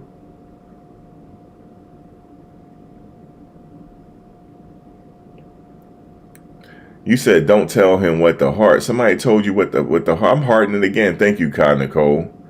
I hearted your comment. Yes, indeed. Thank you for the dono. Somebody told me not to heart your comment. What's going on here? Now, Kai Nicole, that's probably somebody that's cool with Puff. That's all. And they mad they ain't got a lawyer like this. Yeah, the powers are shifting. Say it again. Justice me, T. It is shifting. Look at Art over there laughing. Who said it? Art, you said that? Like, because you the first one. You did say that. You said, bro, don't heart. Listen, $1.99 adds up, brother. I don't give a damn if you gave me 99 cents. It's the thought that matters. That's right. It's the thought that matters. That's going for me a cup of coffee. Absolutely. Because we providing the coffee over here. We don't do the tea. We do the coffee. Because I don't feel right saying I'm a tea dropper. I'm the coffee dropper.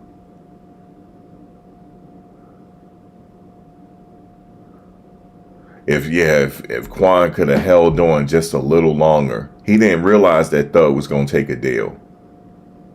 If he just held on just a little, man. But it was an accidental overdose. That's what happened.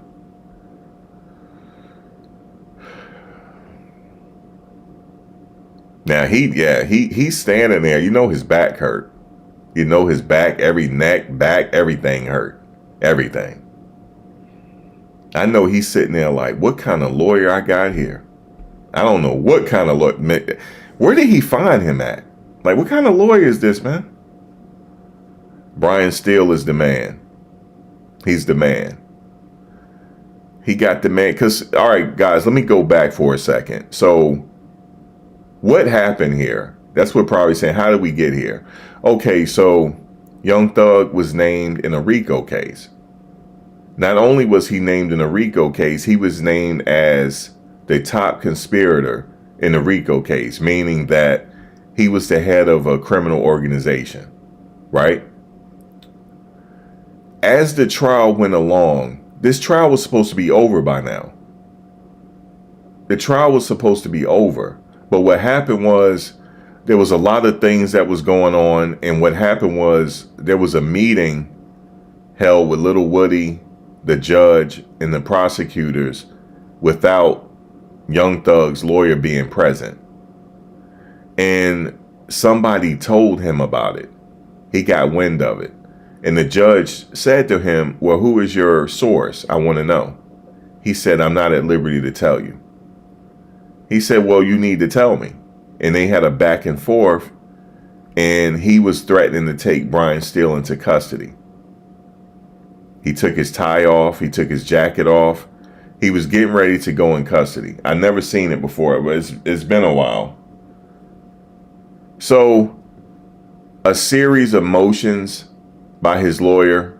He put up a series of motions. And then the final one that really broke this case, he requested for the judge to recuse himself.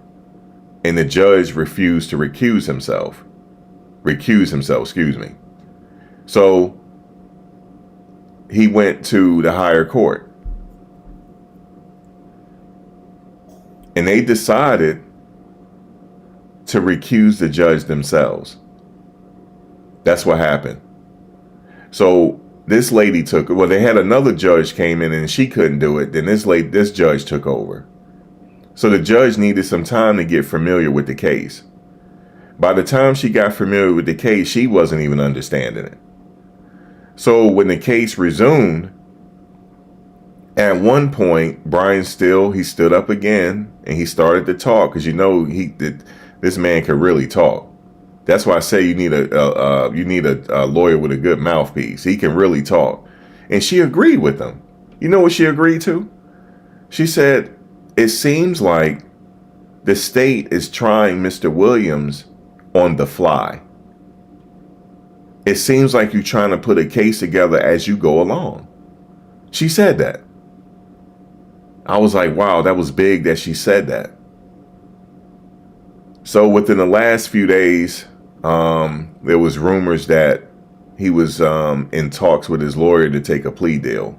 And the state, see, this is kind of still of a victory for the state. It provides the state to save face here. Because the state, they were in trouble. Because if he had went to a jury, the jury would have acquitted him. I honestly believe so. But this is a small victory for the state. The reason why it's a small victory is because he's pleading out. So that saves face with them. Now, today, the judge said, like, listen, I understand there's a plea deal. Do you like to take the plea deal? Talk to your lawyer. He said yes. The lawyer talked to him and said, I don't think we should do it because I think you're winning the case. But I understand. He still has to, listen to his client. His client wanted to come home because that was a part of the plea deal. He get to come home today. According to the state agreed to it. The state agreed to this, folks, for him to come home, not the judge. The state agreed to it in the plea package. So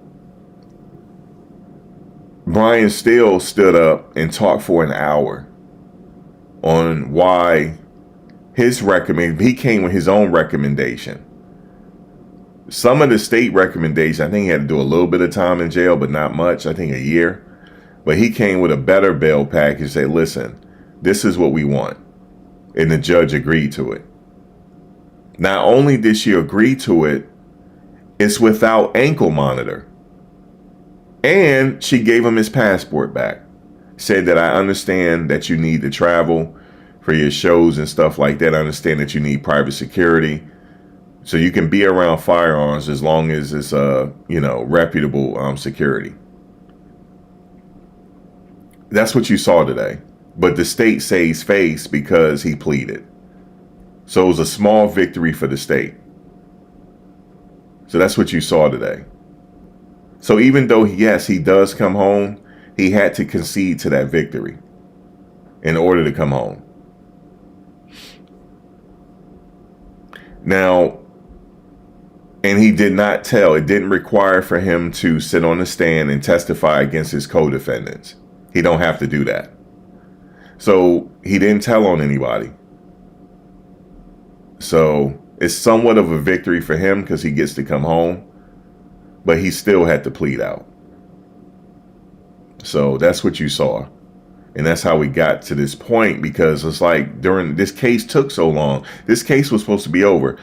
At the very least, this should have went on for at least 3 months. That's it. All legal experts are saying it, not me. This is what the legal experts were saying. This case should have been over the maximum 3 months. It would have been over. And they still didn't have a good case against him. So that's why this thing dragged out for as long as it did. But one good thing that he did, though, he remained professional in court. He did not act out in court. He didn't do anything that was unprofessional in court. And the judge saw that. But this was one of the longest trials, right? You said in Georgia history. And it wasn't supposed to be. So they were like almost violating his rights to a fair trial. The reasoning that it took so long, IM case, is because Brian Steele and the rest of the lawyers kept motioning during the trial to stop the trial. The trial had to stop a few times because they had to argue so many days. They were arguing points that he's getting violated. So he kept arguing and arguing and arguing. And then what really, the state, the way they was scatterbrained about this case, that's why it took so long. Did you know how long the jury selection took? Even the jury selection took a very long time. The state, they were literally trying this case as they go along. And the original judge was like okay with it. But Brian Steele found out that they met with Lil Woody without his presence. And the judge threatened to put him in custody. Then he went, him and his lawyers, because remember, Brian still had like 8 lawyers that's working with him, or more than that, because they all showed up in court one day. Even his lawyer that was representing him showed up, Brian Steele. And he said, I'm not giving you who my confidential informant is. I'm not telling you. And the judge said, he was demanding for him to tell him. He said no. So then they went to another court to get him recused from the case because he refused to recuse himself from the case. And then that's how this judge took over. So it was a whole mess. And that's why he was able to walk home. She showed him leniency and let him go. Ain't that crazy? He's supposed to be the head of the RICO and he gone. Gone. And the rest of them had to stay on trial. Ain't that crazy? And they're going to win. Most of them are going to beat this trial if they, go to the duration. Most of them will just beat the trial. The jury's probably going to say, we can't convict them beyond reasonable doubt. They're innocent. So they'll probably eventually, some of them will probably beat it. Some might not, but some probably will. Yeah, that ex parte meeting was what did it. And that's how we got here. And he pretty much sat there and just let Brian Steele and his other lawyer do their thing. And that was pretty much it. And he's home now. He's probably on his way home.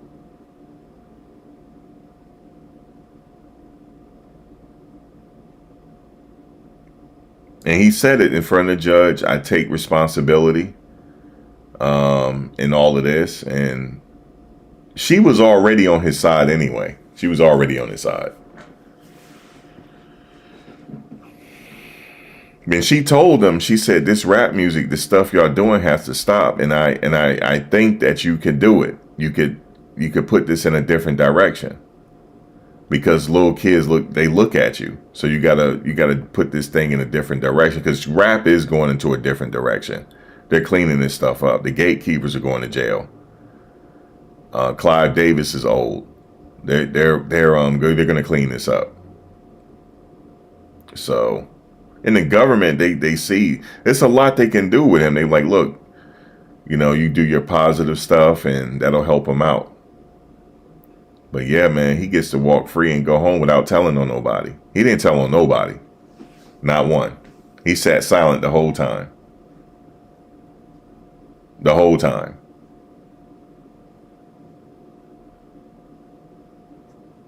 Yep, he had respect. He sat there and he did not have any outbursts or anything. He just sat there. For months and months and months, he just sat there. And the judge knew that he was getting railroaded. She knew it. I never forget this one judge. There's a clip on YouTube about it. This guy stood before the judge. It was traffic court. He said, let me understand this. You got a ticket for what? He said, I was crossing the street. He said, no, you got a ticket for being black. The judge said this to him. He said, that's why you got the ticket. He said, I knew it was a warrant and stuff like that, but he said, just hold tight for a minute. He said, well, he said, run this by me again. He said, well, he gave me a ticket and now you were crossing the street. He said, you got a ticket for being black. That's what happened. He said, I'm wiping this out. And he talked to the cop. He said, why would you give him the ticket? He said, well, I gave him the ticket. He said, you gave him a ticket for being black. He said, okay, I'm wiping the ticket out. You do have judges like this. I honestly believe this whole thing it's a shift going on. It's a whole shift going on in this way. It has to be for us to evolve as people. It has to. This shit has to clean up. It has to. I think the powers that be know that now. There's a shift going on. It has to clean up. You can no longer have these casting couches no more. It has to clean it up. It has to. You got to clean this stuff up.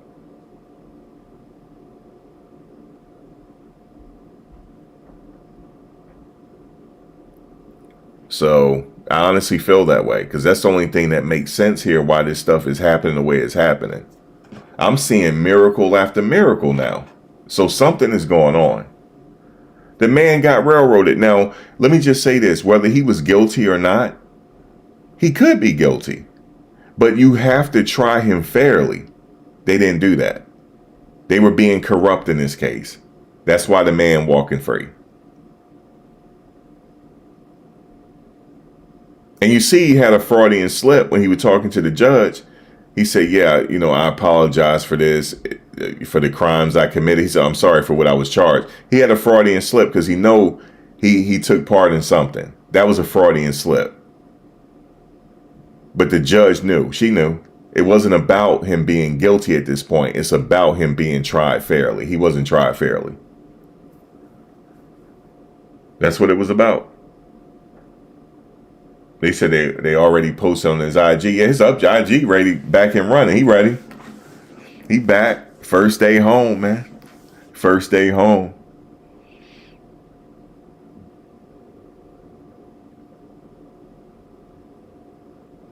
No, it was the same. It wasn't the same prosecutor's office, Ms. VS. That's a different county.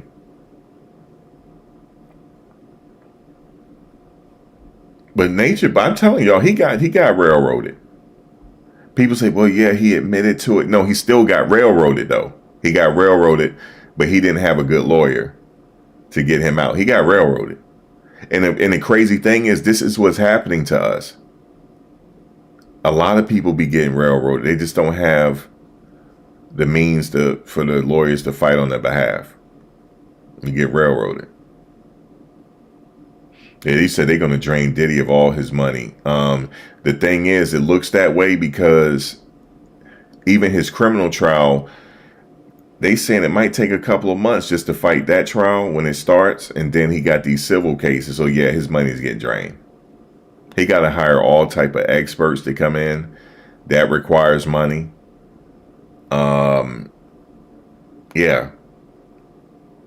But right now, the grand jury, we're going to get back to this case. The grand jury is hearing new evidence now. So we all know what that means. That means they're getting prepared for that superseding indictment. And when the superseding indictment come out, names will still be redacted from that. But I guarantee you I'll be reading that thing for at least 2 hours. That's how much paperwork is going to be. But I do plan to read it when the indictment comes out. And afterwards, look for more arrests. I'm a betting man on this. Look for more arrests. Look for more arrests to be made. He's not going to be the only defendant. This thing is big. I thought Young Thug case was big. Oh no. Young Thug case was peanuts compared to Puff. Okay? Now, Young Thug, he's right. He is guilty of being in the bullshit. That's what he was guilty of. He made all this money. He could not be in the bullshit. He was in the bullshit too long. Now I bet you he learned now he ain't going to be in the bullshit no more. He learned it. Let me just go ahead and not be in the bullshit. So his case was peanuts compared to Puff's. Puff is playing with the big boys. This was a state case. Puff, he playing with the big boys now. The feds.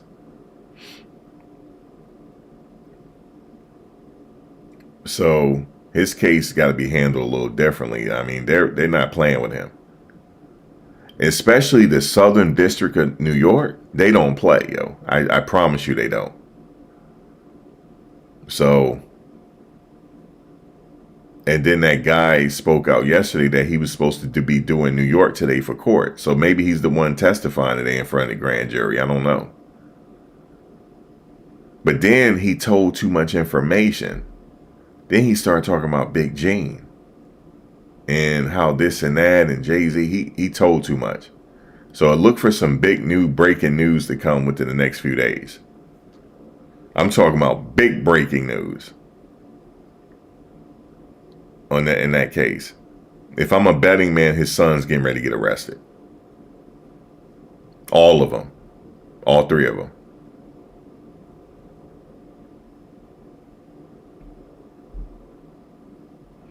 Yeah, they swooped down. They got you. Now, even though Young Thug case was a RICO case, but it was every state has their own version of the RICO. So it was a state case, but it was RICO, but it was state. Now, if he was dealing with the feds, they would have been a little bit more efficient with him. But the feds, this wasn't a Fed case.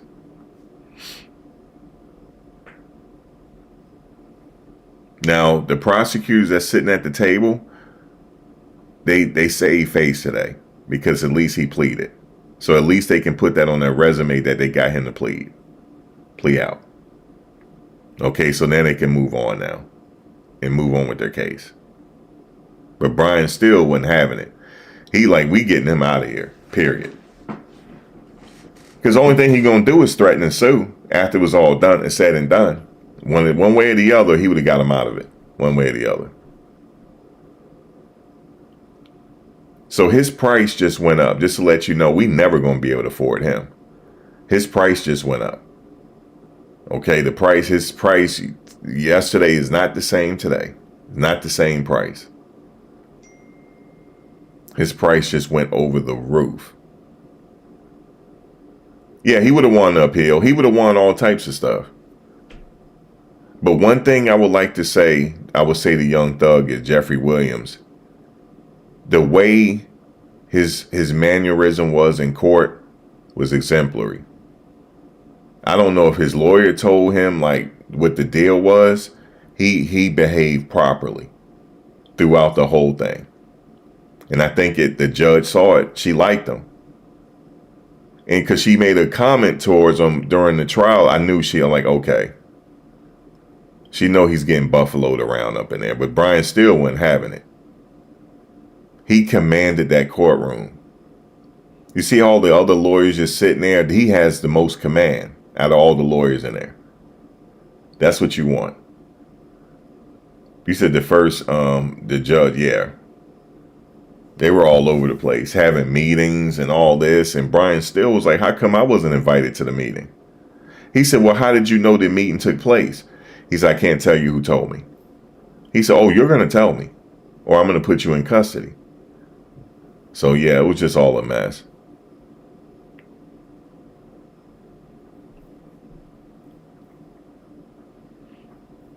So what you think his first meal going to be tonight? Probably a steak dinner or something. He got to be careful, though, because he hasn't been eating that in a while. It'll mess his stomach up. He going to have to ease back into life. You said, is Diddy being railroaded? We don't know yet. We're going to have to wait and see. We're going to have to wait and see how things progress. But what I can say about Diddy is his lawyers might be onto something, that the government could be in cahoots with the media because all this stuff is coming out, and also with the lawsuits, but there ain't no way to prove it. He got to show receipts. Brian still came with receipts and said his client was getting railroaded. He actually came with receipts to prove it. That's why he won in the higher court. He literally had a confidential informant and he found out about it. He had receipts.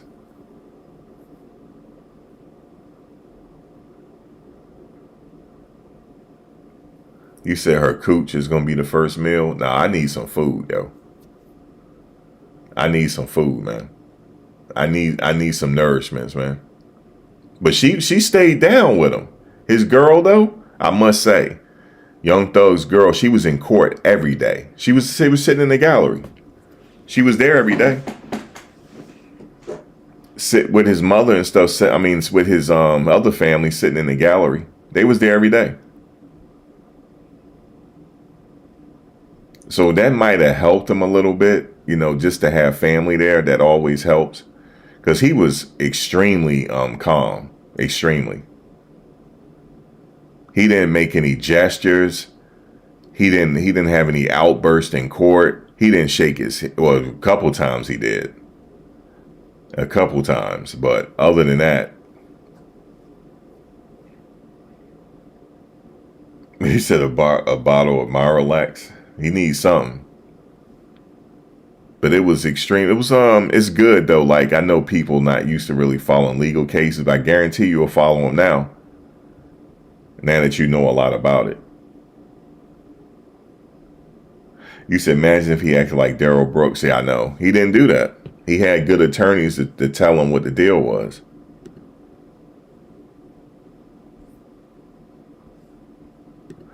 Yeah, somebody, yeah.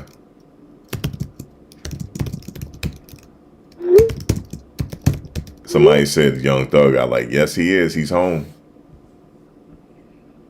He got right in that car. He got right. I bet you he ran to that car, yo. He probably left his family. Like, look, y'all, let's go now. Let's get up out of here before the judge. Let's get out of here. Oh, man. Why did he get himself in this shit? I know he probably thinking, I ain't gonna never get myself in this right here again. He got too much money. Leave them streets alone, damn it. Will you please leave them streets alone?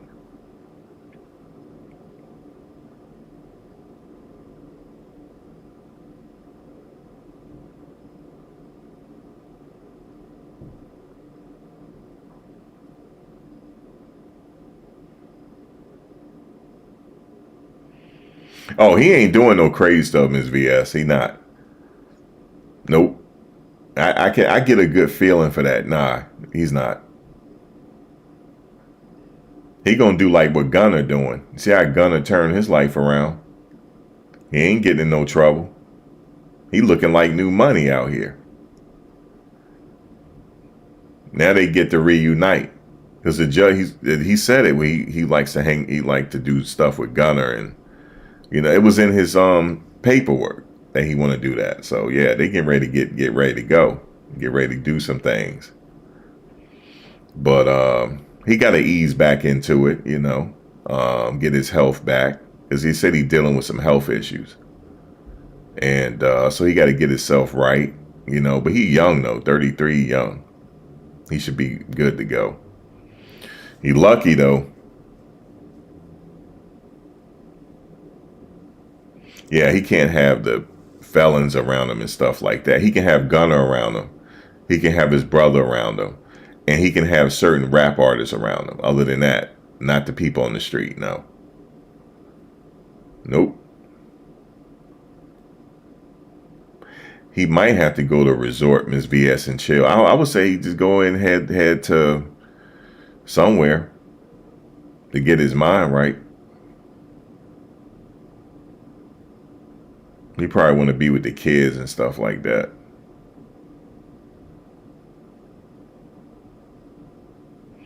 You said, or Snoop. Remember, he was tried for murder. Remember, murder was the case that they gave me. But Johnny Cochran got him off, though. He got Snoop off. That was Johnny Cochran's last client. It was Snoop Dogg. Yup, he got Snoop off. Then, Johnny Cochran, he went away for a minute. Then he got sick. Well, guys, this was certainly, let me see if I can find some footage of him getting in that car, yo, so I can laugh, yo. Because I know how he probably hightailed to that car, yo. Because I know I would have. I would have left my family. You hear what I'm saying to you? I would have left they'd be like, hold on, they had a press conference. Let's look at that. I would have hightailed to that damn car. I said, Brian, meet me at the house, please. I'm getting the hell out of here. For sure. Ain't no way in the hell you gonna keep me up in here.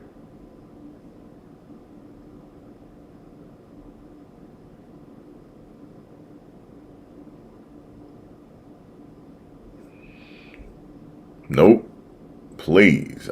Just meet me at the house.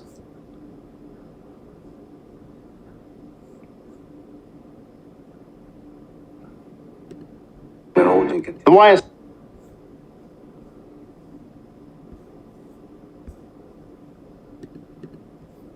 Yeah, please meet me at the house. All right, let's see what they're saying.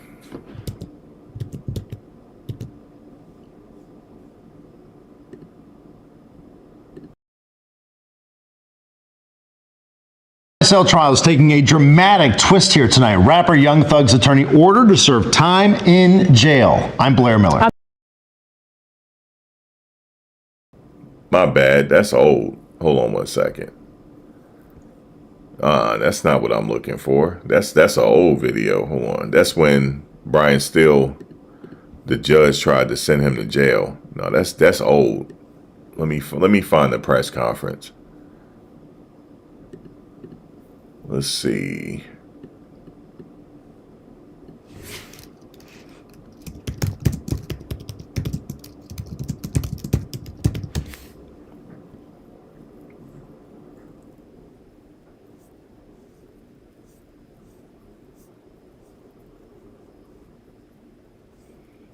I thought that was it. That damn thing said 4 months ago. I don't know what I'm looking at.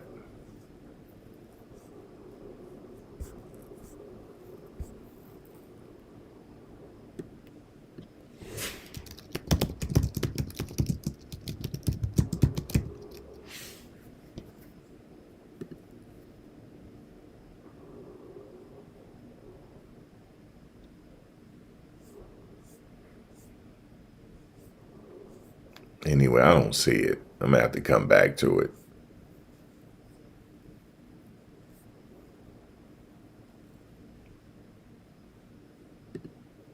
We don't have evidence on him for any of these incidents, but maybe, if just maybe, we tie him up in a RICO and put him with people who may have committed crimes, we can get him that way.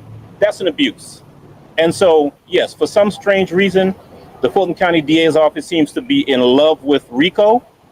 And my honest opinion is that they're in love with it because it makes it easier for them to try and convict people that they otherwise could not convict. And that's what was happening here. We're fighting a mountain, reams of evidence, most of which didn't have anything to do with us. And so is it an abuse? I think it is. There are better ways to, and I used to be a prosecutor, right? And I can tell you that there are better ways to prosecute. We took down the statue. So how can you? Sorry. He had. Sometimes.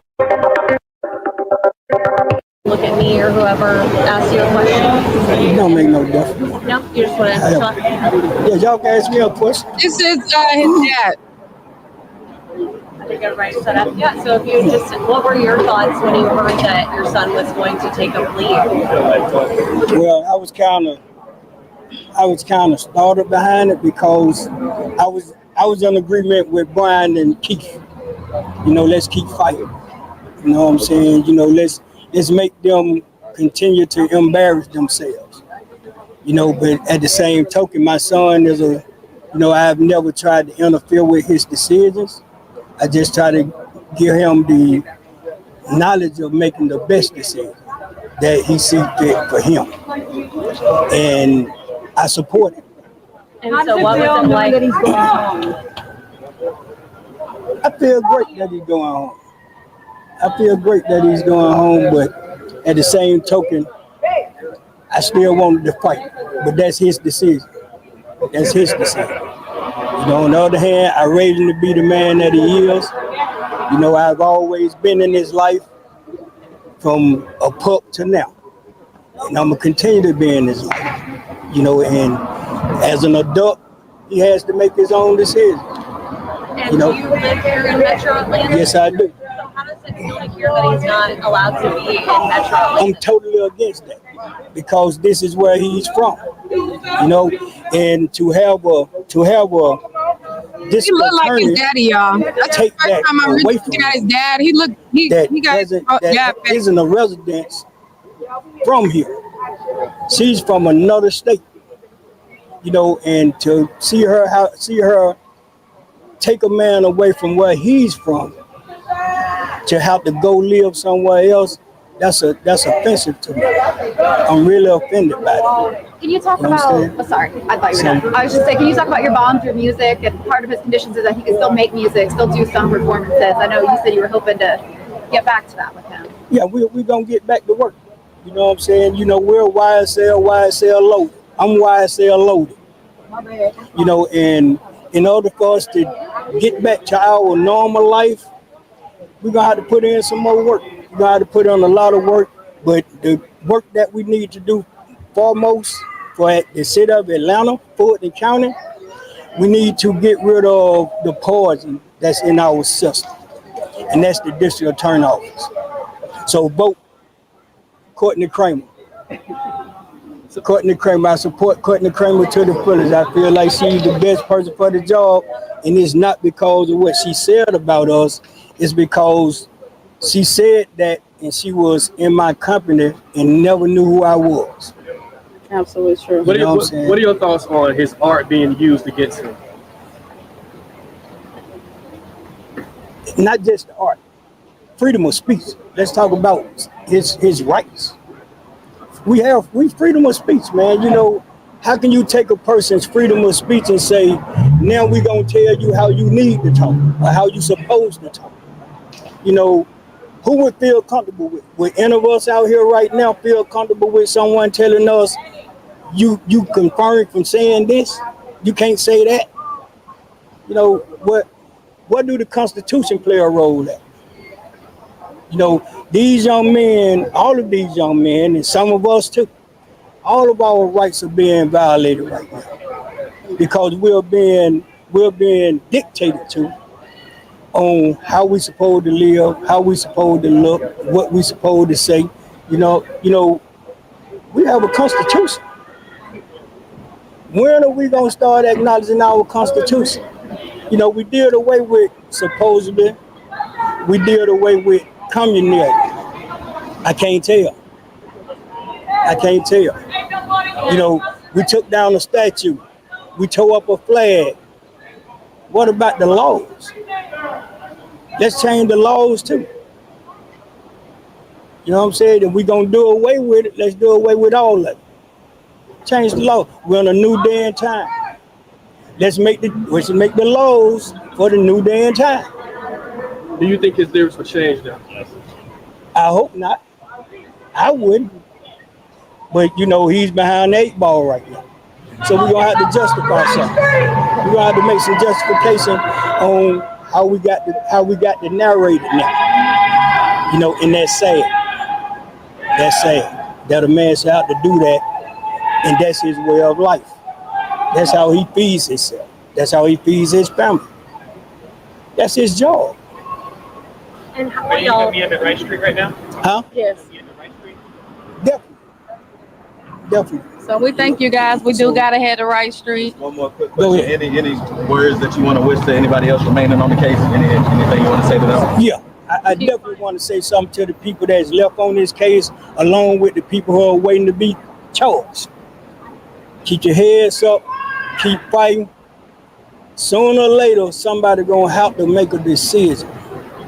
We need to start making the people accountable that makes the decisions for us. So we need to put the right people in office. We need to start scanning the people that we vote for. And now that we have voting right now, it needs to be a presidential topic. It needs to be a topic about prison and reform. Why, the presidents are not discussing this during their debates. It needs to be at the forefront of the presidential debates at this time. So. But the people got to make that decision. Yeah, we got to make that. And I'm gonna leave y'all with this. In any fight you go through in life, and anything that you have to deal with in life, you can't be scared. Can't be scared. And I'm out of here. Oop, how he wiped his nose. Guys, have a good one. Continue to support Jeffrey and the entire family from this point moving forward. In the words of John Lewis. Get to your kids, Fight. Get to your grandkids, support them, tell them you love them, hug them, just be there. Just be there. And if you see something wrong, and you see something that's not just, say something. Get in good trouble. In the words of John Lewis, say something. Yeah. Don't just sit there and let it happen if it's not your family. Don't wait till it's your family. If you see his family, anybody else's family, like the other guys that are still here, don't just stop coming because Thug is out. There's still other guys fighting for their lives. Still come, still support the others that are still here, because we will. So we thank you guys. So I will be informing you all later on the extortment that came to me from the DA office. I was extorted. You were extorted? I was extorted by the DA office. All right. Thank you.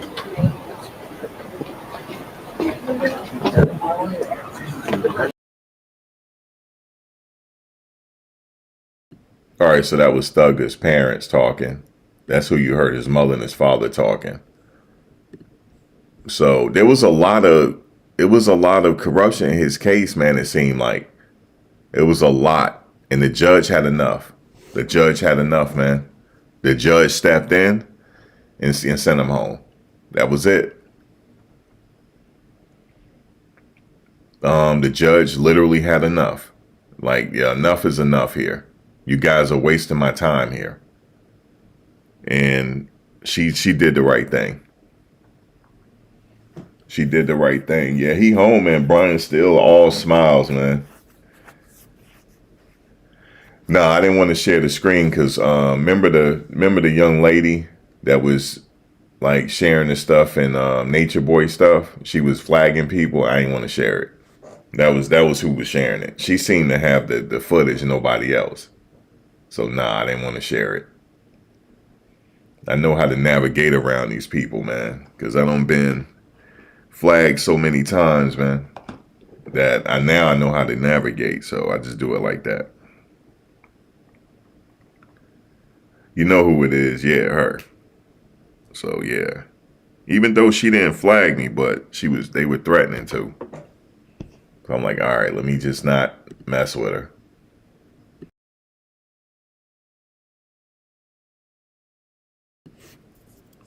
But I think really, VS, people were getting on her during that trial. She wasn't getting at me. It was other people she was getting on that was talking about her.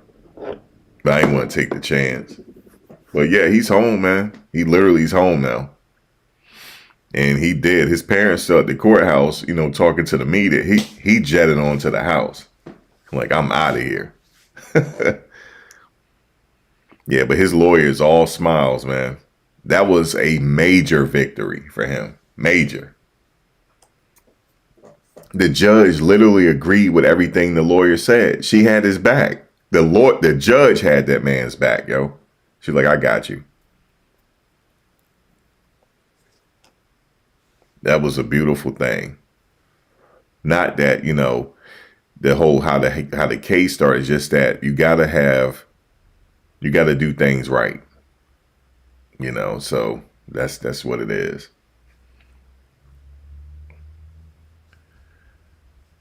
But yeah, man, honestly believe he probably would have beat this case though. If he had went to the jury, they would have found him not guilty. Because I had him not guilty. I'm like, man, this is bullshit at this point. I would have been like not guilty on everything. For all of them, not guilty. Because first of all, it went on too long and I didn't understand what they were doing. It was just, it was hard to follow this case and I didn't understand it. You said an expensive bottle of brandy or bourbon to his, oh yeah, he got his attorney. They family now, for sure. He got him. I know he got him. He was like, man, this is just courtesy of me. This is yours. Or send him on somewhere fancy. I would send him somewhere fancy. I say, you and your family trip on me. I'll make sure he's taken care of. Trip on me, sir. And I might meet you there. I might have to come with you. That's just what it is. Get him a nice yacht somewhere, in the Riviera, somewhere out there somewhere. Or there's a spot over there in Africa. It's what country is that? It's a nice spot. It's not South Africa. It's damn, I can't think of it. It's off the coast. It's West Africa. I can't think of it right now, but that country is beautiful. That's where I might have to go. That country is beautiful, man.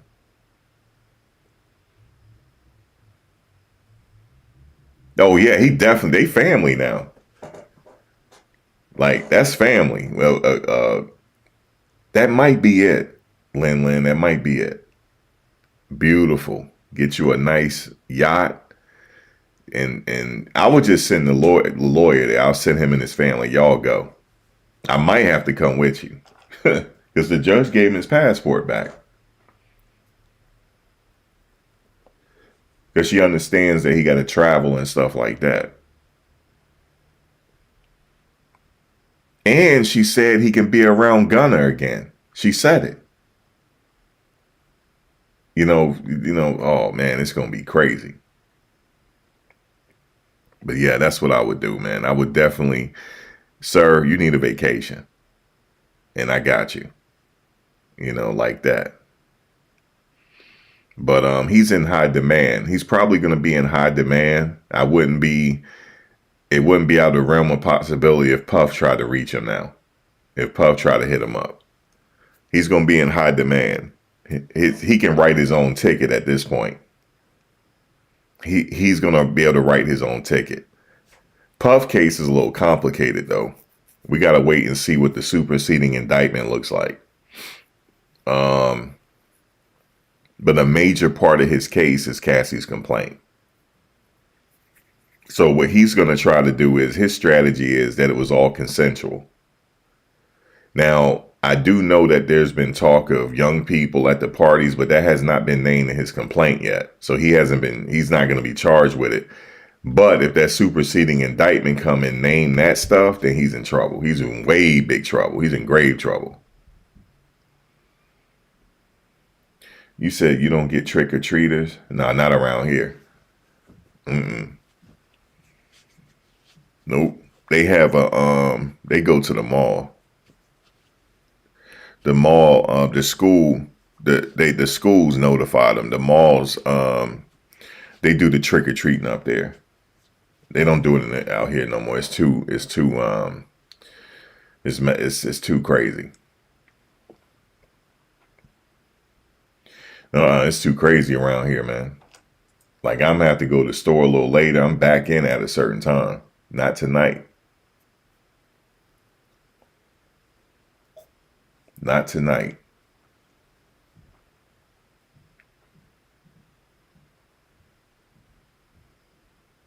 Yeah, they go to the malls out here now. They haven't been going. Occasionally you'll have some that go in the community, but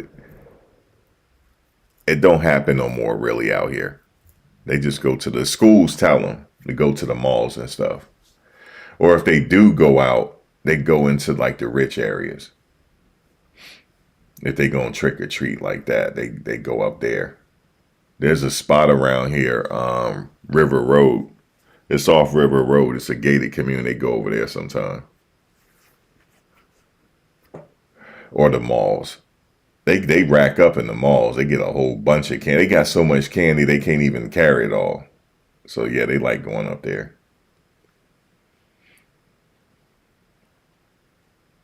But ain't nobody young in my family no more. They all grown. But that's where we used to take them.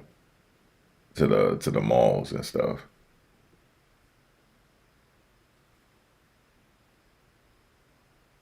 Because we had a problem out here about 10 years ago.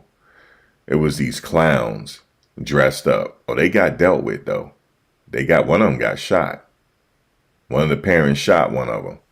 They were dressed up as those It clowns, going around terrorizing the kids and robbing them. They got shot up, man. He was like, I'm just playing. They were like, we don't care if you playing. And the guy never got charged with the shooting. They shot his ass up and his car.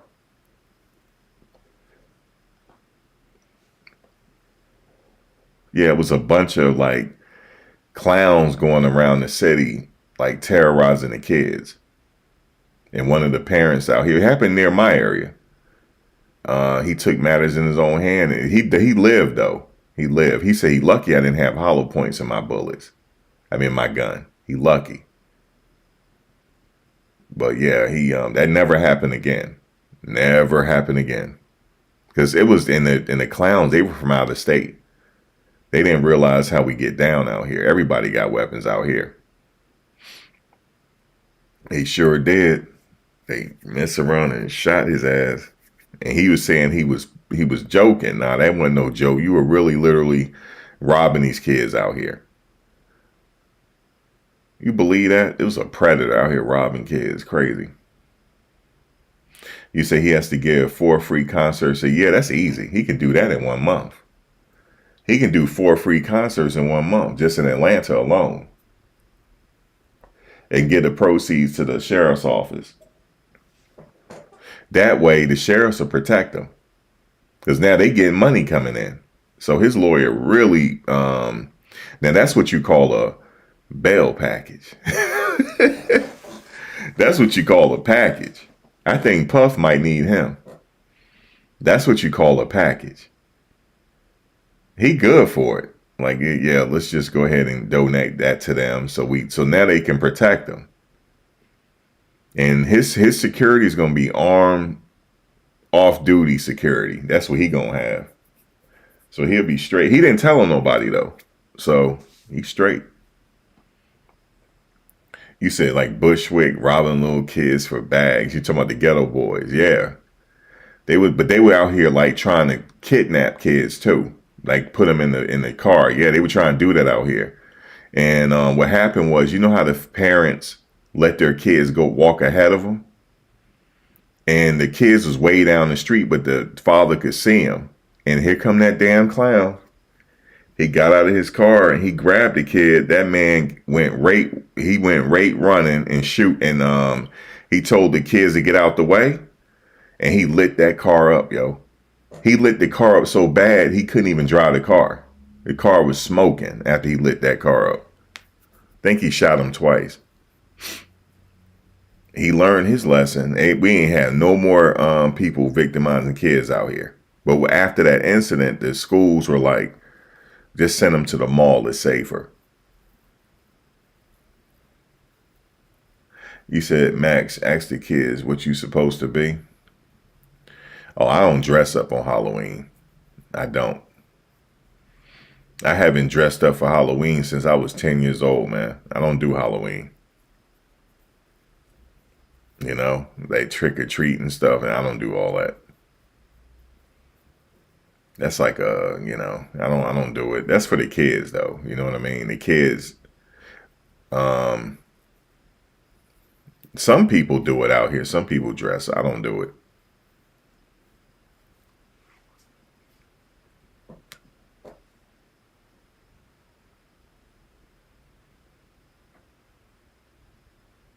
Now, you might have some parents that's not from around here. They might try to bring their kids out, but we tell them to go to the mall. That's what we tell them.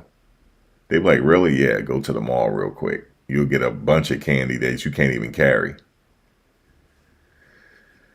And they got like festivities up there for the kids, stuff like that. That's what they do now out here, which is a good thing. It keeps them safer and predators. We got too many predators around here. If you go look on your app, you see them. They live all around you. So, yeah, it's safer to go to the mall. It's safer, man. We had an incident out here about a year ago. I'm sitting out there changing my oil, right? So the guy didn't see me because I had I was in front of the car and the car was jacked up. And this guy just like rolled up. He parked up and he was just messing with the kids. And I looked, I said, where their parents at? And I'm looking at him and I'm looking at the kids looking at me for help. And I'm looking like, where's the parent? So I said, do you got any business around here? And I startled him. He said, oh no, I'm just, being friendly. I said, why don't you take your ass up the street, man? That's what I said to him. I said, you're being too friendly. And he's sitting there like looking like I'm like looking at me like I'm saying something wrong. So I went over here and knocked on the lady's door. I said, man, will you please come out here, please? Before I go to jail and get your kids, please. She said, what's going on? I said, he over there touching them. And then she went ahead and grabbed the kids and stuff. And I'm sitting out here, man. I'm trying to change my oil, and here come this dude. No, he wasn't no clown. He was a predator. And come to find out, his ass was on the registry list. Yeah, I said, sir, I'm out here trying to change my oil, and you out here in our business. Will you please leave? Yeah, like you gotta be careful out here. And then she thanked me, and then she stayed outside until he left. And she was like, why is he standing around? I said, he looking at me now like I did something wrong. There's people crazy out here, man. And I had to wait for a minute because, my car jacked up. I didn't want him to kick my car and the damn car fall on me. So I had to wait for a minute. It's just crazy, man. You just never know with people, man. But come to find out he's on the registry list. She told me. She went and looked. And then we had another guy at the mall. He brought his dog with him, but he was luring the kids over there with the dog. And he's on the registry list. Craziness, man. He wasn't even supposed to be around there. People crazy, man.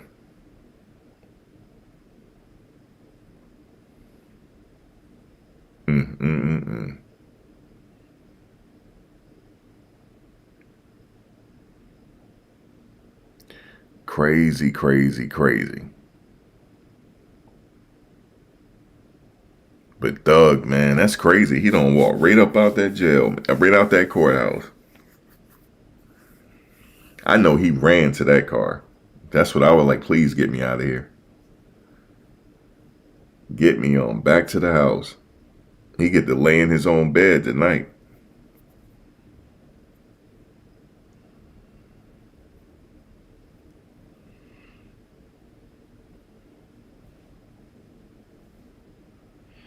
Oh man, I never liked that whole Santa thing. My mother said I used to sit there and cry. I didn't never like being there. It just scared me, man. I don't halfway remember it, but she said I used to be crying. I didn't want to be on Santa's lap, man.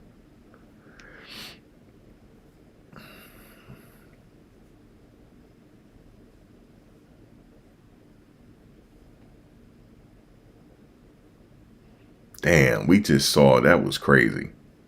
But anyway, guys, I'm going to get out of here. We just witnessed something great. We witnessed some great lawyering. And I wouldn't be surprised if old Puff be like, listen, man, y'all better go get him. Let me go give him a retainer real quick. Because he might not be barred in the state of New York, but as long as he got a stand-in attorney, he can practice there and get in on the case. Because damn sure he needs it.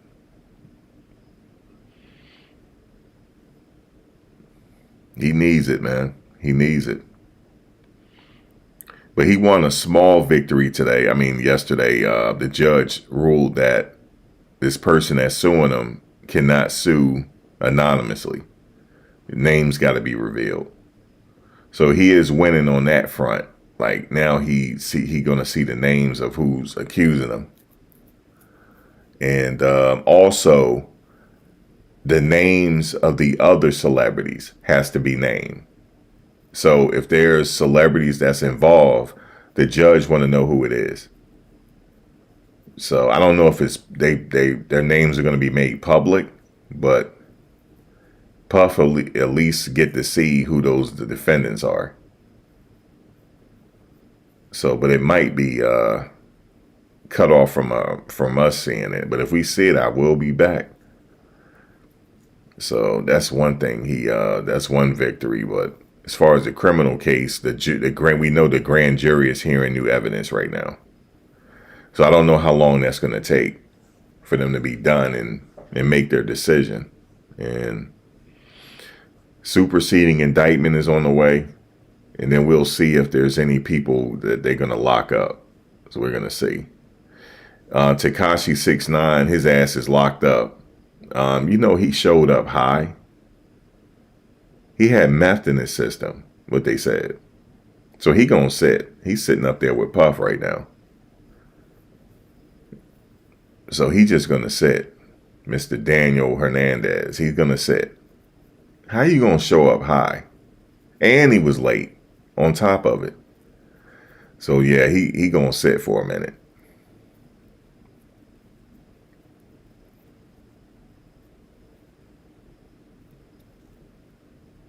And so he better hope that the judge don't sentence him to prison time. So we'll see if he get himself out of this.